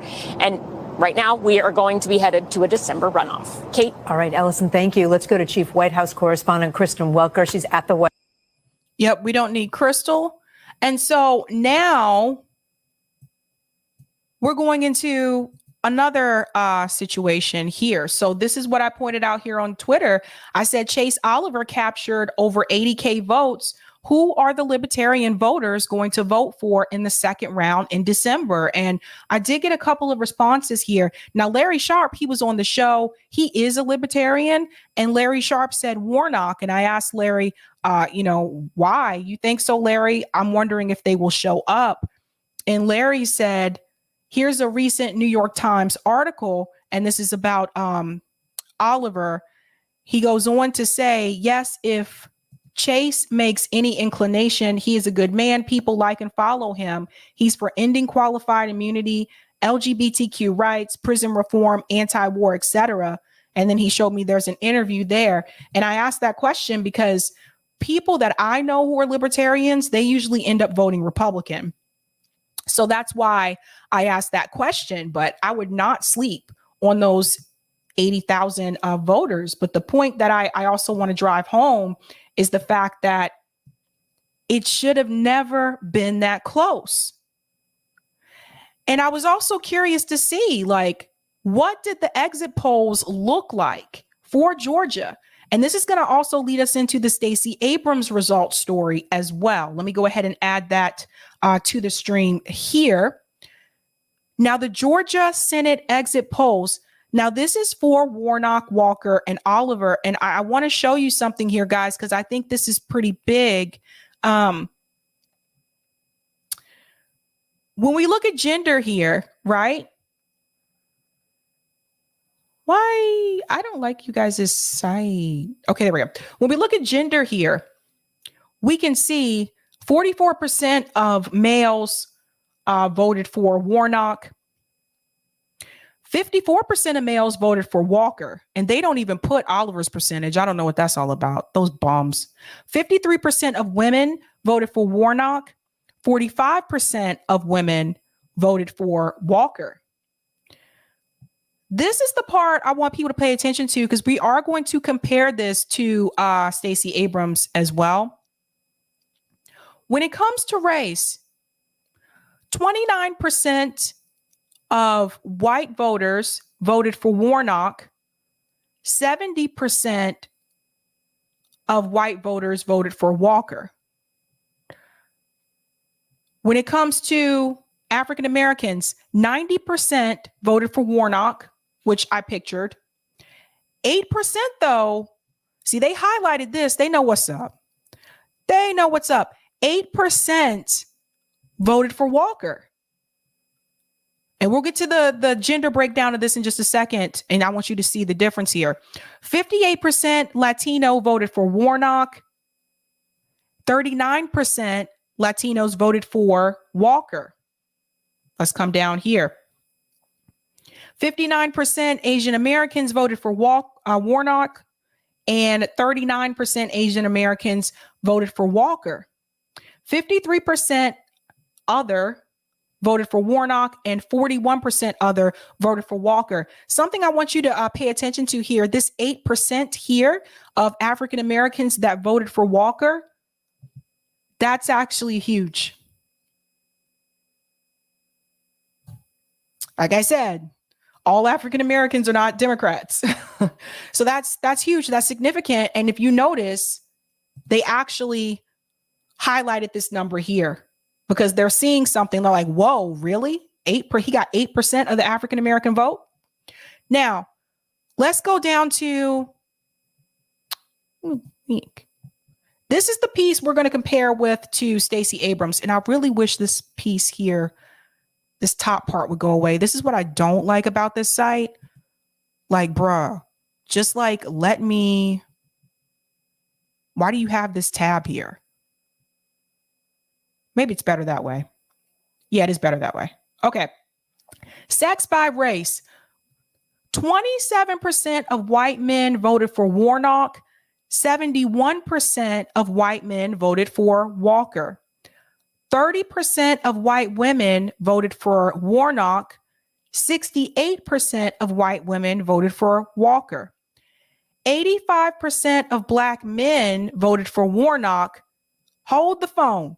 12% of black men voted for Walker. See how they highlighted this number here? Because they're seeing something. They're like, wait a minute, that many black men voted for the Republican? That's right. We are not a monolith. When it comes to black women, 93% of black women voted for Warnock. 5% of black women voted for Walker. So as you can see, when we're looking at the African American community, the turnout, more black men were voting for Walker than black women. Let's go down. Latino men, 61% Warnock, 41% Walker. And then all other races, 55% Warnock, 40% Walker. So you can see that Herschel Walker was still able to capture part of the African American vote. And I think people need to pay attention to that, right? Okay. And I point that out too, also because I think it was 11%. I have to go back and check. I believe it was 11% African Americans. No, maybe not that much.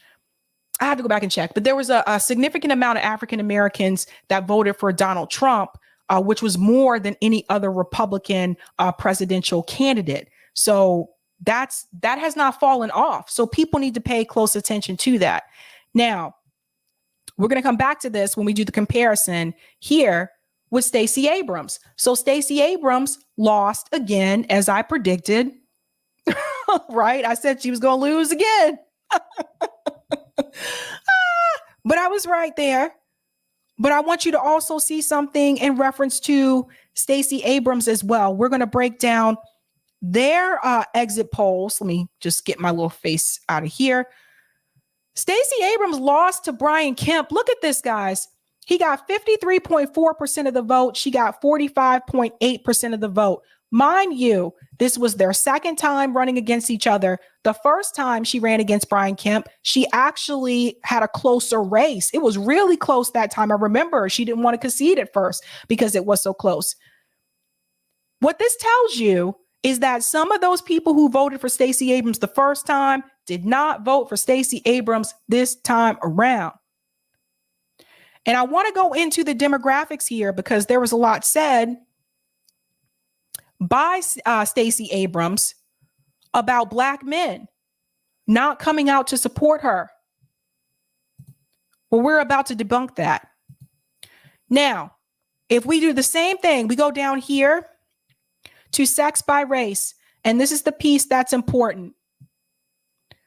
When we look at sex by race between Abrams and Kemp, 23% of white men supported Abrams.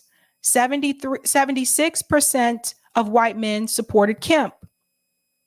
Why is it doing that? 27% of white women supported Abrams. 72% of white women supported Kemp. 84% of black men supported Stacey Abrams. So she went on multiple interviews about this. Mayor Bottoms, Keisha Bottoms in Atlanta did the same thing, saying that the black men were not coming out to support her like they were coming out to support Warnock. Obviously, what I just showed you, based on the exit polls, that's not true. Black men still came out to heavily support Stacey Abrams, but I'm going to show you who did not support her. Let's keep going. 14% of black men supported Kemp. Notice again, this number is highlighted. 14% of black men supported Brian Kemp. 93% of black women supported Stacey Abrams. 6% of black women supported Brian Kemp. 55% of Latino men supported Stacey Abrams. 44% supported Brian Kemp. And then we get to Latino women. 55% of Latino women supported Abrams. 43% supported Kemp. 50% all other races supported Abrams. 47% supported Kemp. Now, I'm actually going to make this come out just a little bit. Okay. It was not black men who did not support Stacey Abrams, even though she claims that. If you look at the numbers, it was white men and white women who did not come out to support Stacey Abrams. And I made a joke about this on Twitter. I said, is she going to blame them the same way that she blamed black men? You see the problem? Now, again, look at the numbers. That's who didn't support her, guys. Now, if we go back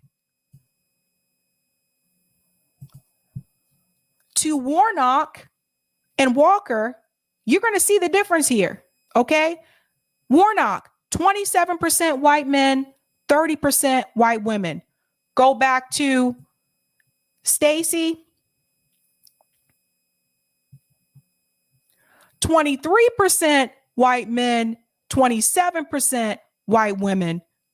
27% white women. Warnock got 30% white women. Stacey got 23% white men. Warnock got 27% white men. What does that tell you? That tells you that people didn't vote down Ballot. That tells you that some of the white voters who voted for Warnock was not really feeling Stacey. That's what that tells you. So you can't be like, oh, they were just being racist. No, we're not talking about the white voters that are Republican. We're talking about the white voters that voted for Warnock, but when they got to Stacey Abrams' name, they jumped ship. Which means, again, people did not vote down Ballot. And that tells me something about Stacey Abrams. And I think Stacey Abrams should take this time to do a little bit of self-reflection. Maybe go back and look at her campaign. Maybe go back and look at herself, because there is something about her that is rubbing people the wrong way. It's something about her. It's her. It's her. What's that, Nelly? They'll continue to blame black men. LOL. They will. But share this, guys. Share this with your friends. Corey, if you could you put the link to this site in the chat so people can see if they wanted to share it with people? But like, those white men and white women had no problem voting for Warnock, so you can't say it was, they just don't like you. I'm like, I'm sorry, but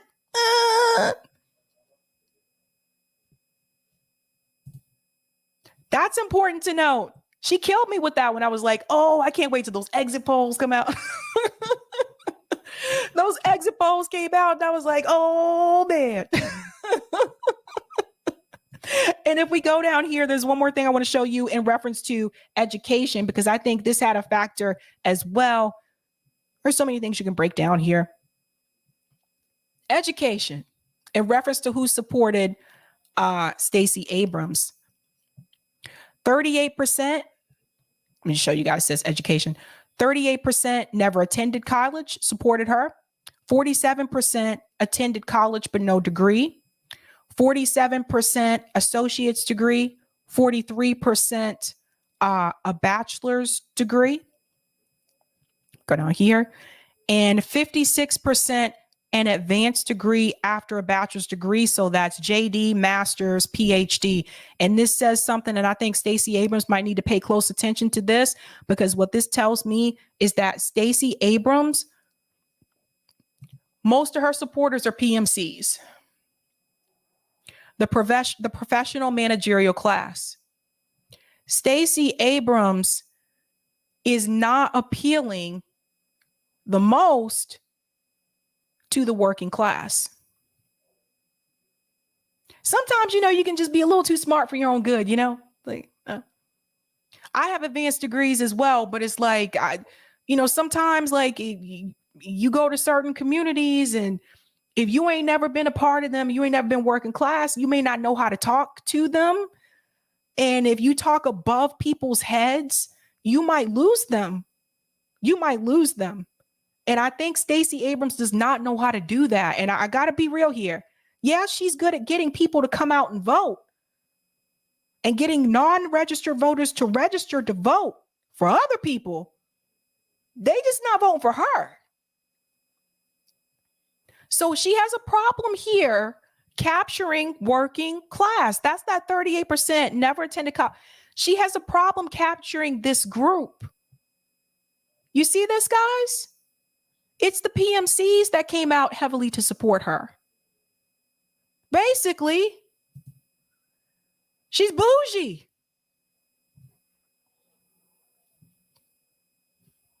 I mean, Warnock, because he's a minister, I think, you're a preacher, you know how to talk to people. Like at church, there's all different types of people, right? Like you got everybody. So preachers, they know how to talk to people. I think Stacey needs to learn how to talk to people and not at people. That's something I've kind of noticed with her. Even during her interviews, sometimes I feel like she's talking at you and not to you. And there was something that even on the Hill on Rising, Bree pointed this out, how Stacey Abrams has changed. Listen to this. Hit that like button, guys. While I may not have crossed the finish line, that does not mean we will ever stop running for a better Georgia. We will never stop running for the truth that we know to be true, for the people we know need to see it, for the ones who don't know they deserve to stand, let alone run. That was Stacey Abrams conceding last night after suffering a second loss to Republican Governor Brian Kemp. Abrams first ran against him back in 2018 on a similar platform, aiming to curb voter suppression, expanding access to health care, protecting abortion rights, and internet access. Abrams narrowly lost her bid for the governor's mansion by 8 percentage points, not so narrowly. Yeah. In Texas, Democratic challenger Beto O'Rourke also made an unsuccessful attempt to unseat the governor. He lost to Republican Greg Abbott by nearly 12 percentage points. Here's a little bit from his concession speech. And here's another thing, too, because we're getting into the Beto part as well. He's another one that just needs to stop. Maybe Beto and Stacey can join a group together. I don't know. Maybe they just go write some books or something. But it's I don't know what Beto's going to do after this. It's how many times are you going to run, dude? How many times are you going to run for something? Is this really weird? You couldn't beat Governor Abbott after people were freezing in Texas because they lost heat and they didn't have food during the ice storm. You couldn't beat Governor Abbott after they reversed abortion rights in Texas and saying that it couldn't be past 6 weeks when a lot of women don't even know if they're pregnant by 6 weeks. You couldn't beat Governor Abbott after that.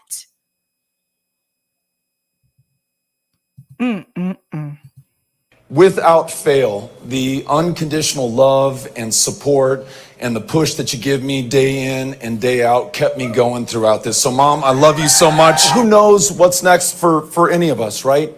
I just cannot thank you enough. O'Rourke made a go, we remember, in 2018 for Senator Ted Cruz's seat, but did not win there either. Abrams and O'Rourke both ran on progressive platforms, but did not bring home victory twice.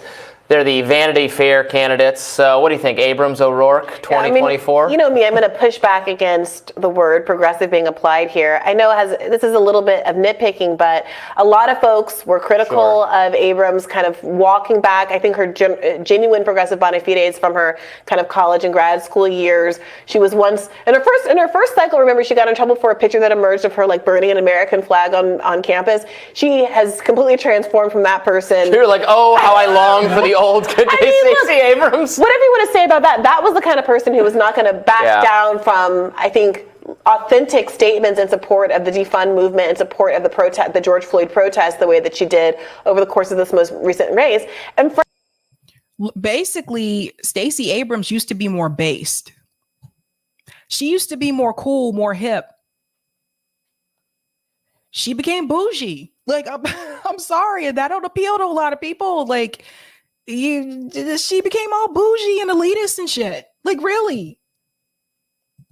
Frankly, there are some key differences between how she ran this time and how she ran even in 2018, when she had a much more broad populist message and did a good job connecting with a lot of rural Georgia voters who were not black. Yeah. Now she, I think, has overinvested in not just quote unquote progressive issues, but the specific issue of voter suppression, which, despite, as we covered on the show, raising millions of dollars, her PAC Fair Fight drummed up more than $110 million over the past 4 years with very little show for it. Brittany Gibson was on the show, I believe, last week, talking about how $9.4 million went to legal fees for cases that were not successful, to a law firm that was headed by her close friend and gubernatorial campaign chair, which seems untoward in many people's eyes. Yeah. All of that was hinged, like so much of this money and effort was hinged on this idea of voter suppression, and we see historic turnout over and over again in the state. And Stacey took people money.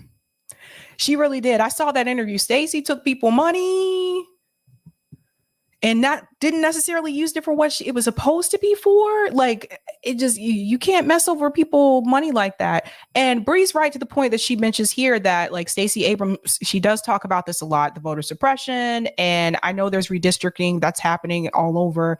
But the they're still having voter turnout, like the record voter turnout. So she keeps screaming, voter suppression, but you're having record voter turnout in your state every time. So it's just, after a while, people just they're not going to buy it. They're really not. So Beto, yes, was another loser. Beto needs to go. So he was not one of the winners. Now we are going to get into what I would call the biggest winner. And I know I said the corporations, but if we want to look at the positives, forget the candidates. The biggest winner of Tuesday night were the ballot measures in those states. Ballot initiatives had a huge motherfucking win Tuesday night. I'm about to let you know. We're going to highlight a few of them. I can't get into all of them because there was a whole bunch of them. But ballot initiatives had huge wins. And I'm going to start off with one that actually just happened before I went live. And this was breaking news. Now, they emailed me because I'm on the list. Breaking news. Single payer healthcare passed in all 20 districts in Massachusetts. This is just the beginning. The fight is not over yet. Now, I told you guys about this ballot initiative here just a couple of days ago, that there was a group called Mass Care, a grassroots organization that was working to get this on the ballot. It was on the ballot in 20 districts, not all, in 20 districts, and all 20 districts passed it. Now, this is a non-binding ballot initiative. So from here, because all those districts passed it, and this organization was very smart, because they got legislators to sign on as co-sponsors to this before they went out and got the signatures. Because every one of them passed it and you have the co-sponsors, from here, it will go to the legislature. So we're not out of the woods yet, but this is a good sign. They still would have to pass it in the legislature. They'd have to sign it into law, so to speak. Hopefully, we will get there. And I think we have a good shot here. Mass Care will be here next week. So I'll get to talk to them about this more in detail about how they did it and how you can run an initiative like this in your state as well. So that was freaking huge. And I'll show you here the districts in the event you're wondering which ones they were. Yeah.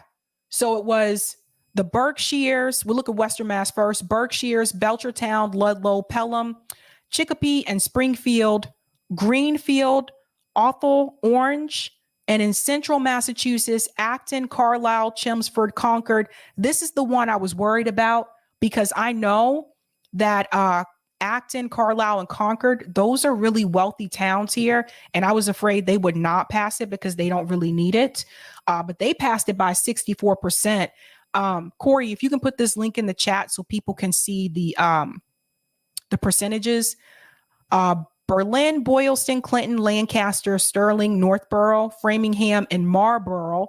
And then when we go over to Eastern Massachusetts, which is where I am, we have Arlington and Cambridge passed it. You'll notice the percentages get higher as you get to the more urban areas here, right? In Boston, these neighborhoods passed it. Dorchester, Mattapan, Jamaica Plain, and Milton. And Malden, Medford, and Somerville. So again, like I said, the pass the pass percentage is higher as you get into the urban areas.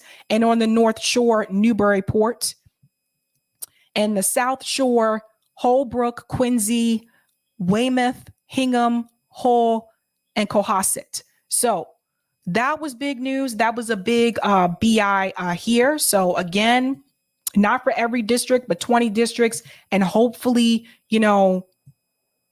if they sign it into law, which is what the goal is, then we can go from there to giving it to everybody here. But we're on the way. We're on the way. Another big ballot initiative win was also here in Massachusetts. I call it tax the rich, but it was the millionaire tax. This did pass. And I was worried about this.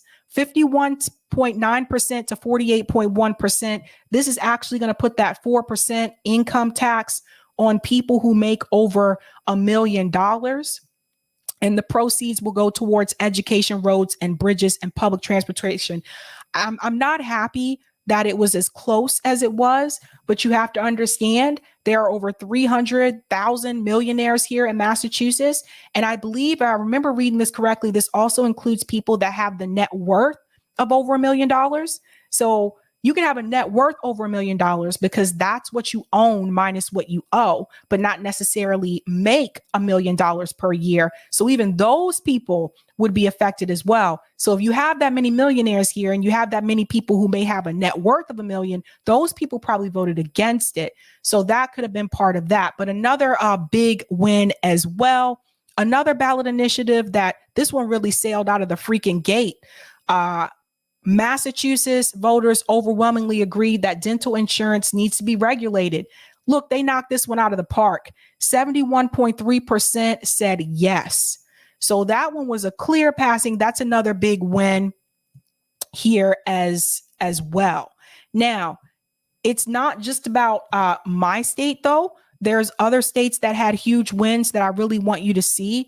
And I'm going to tell you guys to follow this site here. This one is absolutely ridiculous. I can't believe in 2022 we have to do this, but we do. Did you know that in Vermont, Alabama, Oregon, and Tennessee, they just abolished slavery? I kid you not. It's 2022, but that was on the ballot. So apparently slavery was still legal in those states. I don't know what this is about, but anywho, Zach says, Sabby, the problem with the wealth taxes through the states is now the millionaires are going to move to a more hospitable tax area. That was already addressed actually in that ballot initiative where they explained that they had already did the estimation and actually wouldn't be as many as you think. Yeah, they broke all this down. So kudos for abolishing slavery. Let's moving on here. We do have another big one here This is Montana. Montana voters rejected LR 131, an extremist ballot initiative that mischaracterizes abortion, furthers abortion stigma, and criminalizes doctors and medical professionals. So this was another one that was a good victory. Hang with me, guys. There's more cool ones coming as well. Like I said, there were a lot of big wins. Oregon passed the Reduction of Gun Violence Act, the most comprehensive gun safety measure in American history. So if you know anyone that lives in Oregon, let them know about that. This one was a big one for my comrade Nick over at RBN. Yes, Missouri did legalize recreational marijuana. And when we were streaming Tuesday night, it was not looking in that direction. It was actually against it. And I said, I don't know if it's going to pass in Missouri, you guys, but it did pass. So that's huge. Shout out to the people in Missouri. Do your damn thing. We have another big one I wanted to highlight here. I actually covered this story when it was first announced that it was going to be on the ballot. And that was South Dakota just expanded Medicaid. That's huge. Again, you got to put the power back in the hands of the people. So shout out to South Dakota. And there's another one I want to tell you about as well. Arkansas. Voters protected direct democracy by defeating issue 2, which would have ended citizens' right to pass ballot measures, what we're talking about right now, with a 50% majority vote, raising it to a 60% vote requirement instead. South Dakota actually tried to do that trick too, and it backfired against them. You shouldn't have to have 60%. If you have 50%, that's enough. That's just another reason for them to make it so the state won't pass it. So that's important to note as well. Shout out to Arkansas doing the damn thing. Huge victory here in Michigan. Michigan passed the Reproductive Freedom for All Amendment, protecting reproductive freedom in Michigan for generations to come. So there were a lot of them protecting abortion rights.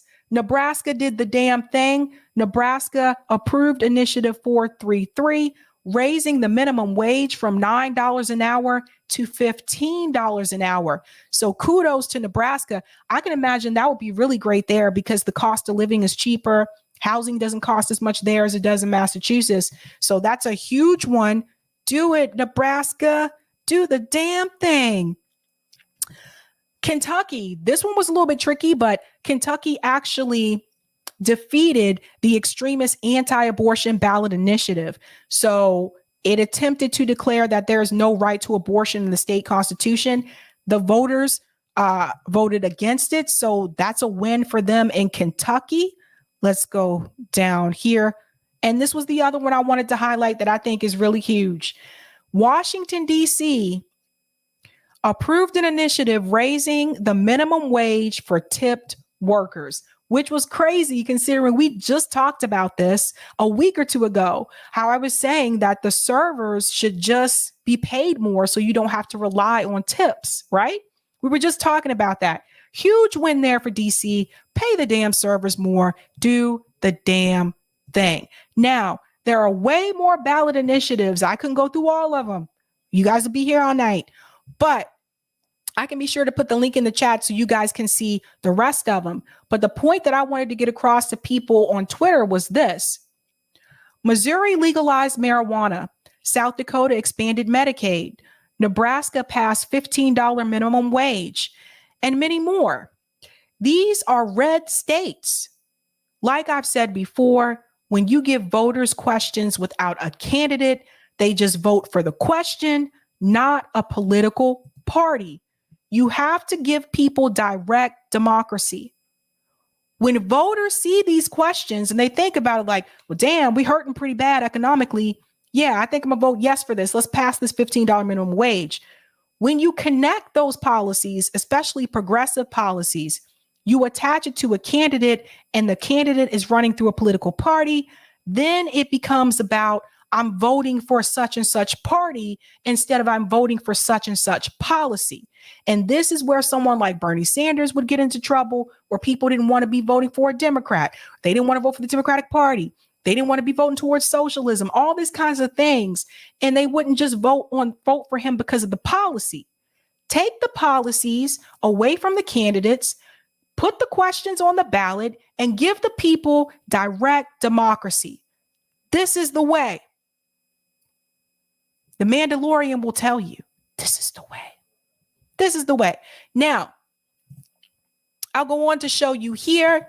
If you want to see the rest of these, I think I did the wrong thing.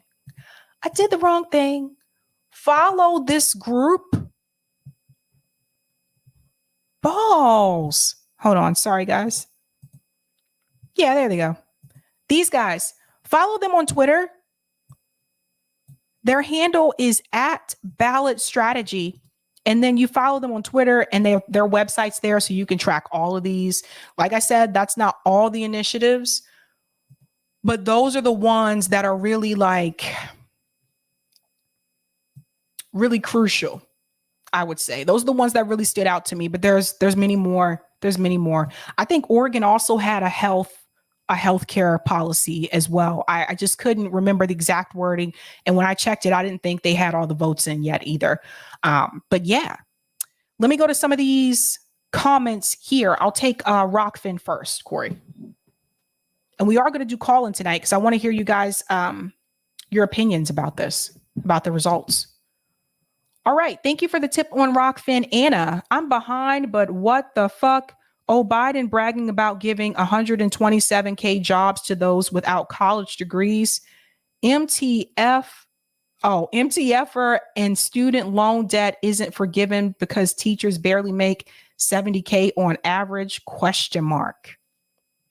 Good question there, Anna. Good question. Let me go to some of the comments here. I want to make sure I grab you guys as well. Captain, yeah, the only way to break the seesaw effect is to build a third party for voters to go to instead of shifting back and forth between the crap choices. That's right, because it's just a back and forth. That's all this is, right? Synthetics, strong progressively corporate Democrats. Thank you for the super sticker, Tamara. And thanks becoming a new member, Tamara. Whoop, whoop. Give Tamara the whoop, whoop. I got to change my call-in time, too, because I am already over. Let me do that real quick. And I'll get to the other ones because I don't want to miss you guys. What time is it now? 10:07. I think I can wrap up in... We can do 10:20. I can get through them at 10:20. Okay. Mark says, to be honest, it's the same shit. Capitalism versus all. People just weren't aware at the time before. Let's keep it 100. Good point. Gamer says all political theater. Teresa, thanks for the super chat. Federal judge has struck down student loan plan. What? I'll have to look that up. I didn't see that. Jay, I'm in Texas. Is Trump. Thank you for the super chat, Jay. Cool Blue, thank you for the super chat. Florida, which realigned to the R's with Trump 2016 pickup of the presidency, and this state may become the new Texas. Oh, and this state, along with Ohio and Iowa, may become the new Texas. Sulamoon, if you wrote red or blue, you're voting against the poor, disabled, and working class, against the survival of everyone and everything on the planet. Thank you for the super chat, Robin. Unlike Trump, DeSantis is disciplined and knows how government works. Also, no mean tweets. As a Black female libertarian, I would vote Walker. Interesting. Africa, thank you so much for the super chat. Sabby, you hit the nail on the head with Stacey and the PMC. Also, did not speak to specific needs of Black voters and throwing Black men under the bus. Greetings from Ados in Chicago. What's up, Africa? And thank you for the super chat, Apollo Creed's young nephew. I love that name. For those who don't know, Apollo Creed is from Rocky. Stacey Abrams insulted Black men and encouraged women to have abortions to help with their inflation problems. Stacey Abrams. Oh, Stacey. But at the end of the day, I always tell you guys that both these parties are trash. And someone wanted to warn you about that, right? Like Malcolm X talked about this. And I think I do want to play this bit here, and then I'll pull up the call-in room and we'll get into that. I want you to listen to something that Malcolm X said here about liberals and conservatives, but about white liberals and conservatives, that there really isn't that much of a difference. Listen to this. The liberal is more deceitful, more hypocritical than the conservative. Both want power, but the white liberal is the one who has perfected the art of posing as the Negro's friend and benefactor. And by winning the friendship and support of the Negro, the white liberal is able to use the Negro as a pawn or a weapon in this political football game that is constantly raging between the white liberals and the white conservatives. The American Negro is nothing but a political football, and the white liberals control this ball through tricks or tokenism, false promises of integration and civil rights. In this game of deceiving and using the American Negro, the white liberals have complete cooperation of the Negro civil rights leader, who sell our people out for a few crumbs of token recognition, token gains, token progress. In the New York Tribune, in an editorial dated February the 5th, 1960, they pointed out that out of 11 million qualified Negro voters, only 2,700,000 actually take time to vote.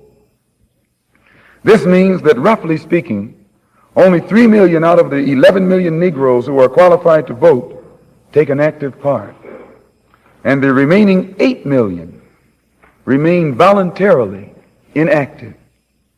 And yet it is this small minority, the 3 million Negro voters, who help determine who will be the next president.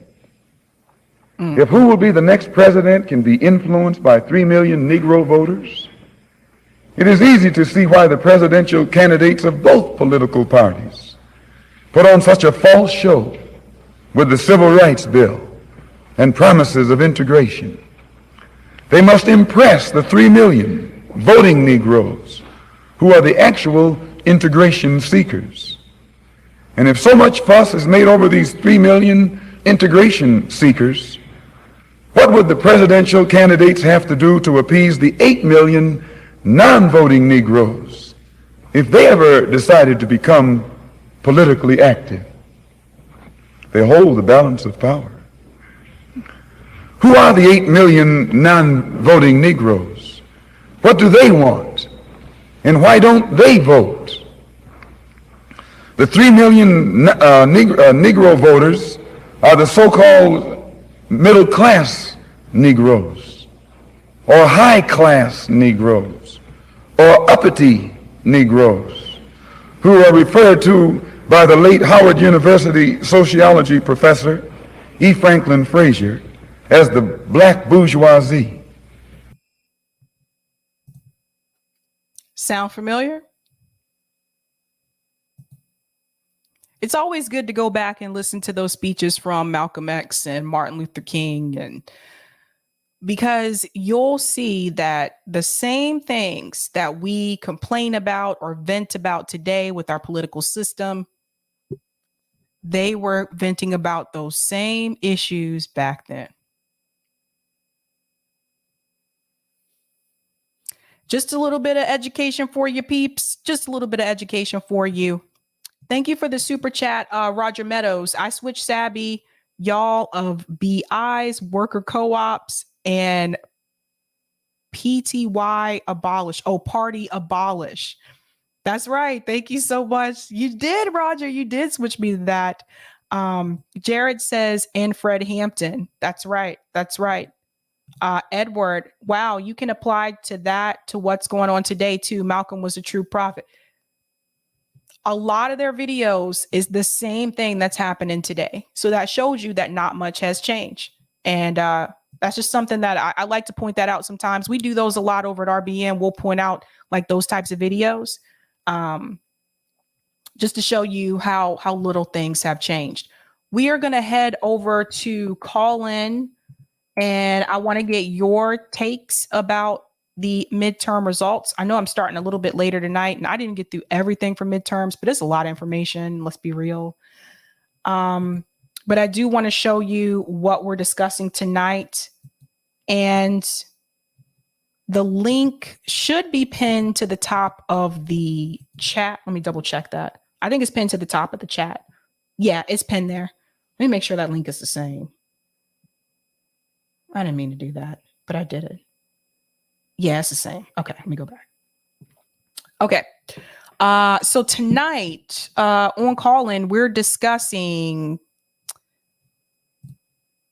Oh, so small. Okay. Midterm election recap. This is episode 54. There wasn't a red wave, but it looks like Republicans will take the House. Ballot measures had a great night. Who were some of the biggest winners and losers Tuesday night? That's what we're talking about tonight. Come join me over there. I'm about to head out. I'm about to do the damn thing. See you at Call-In, guys. Thanks so much. You know how we do this. Have a good night. Keep up the fight.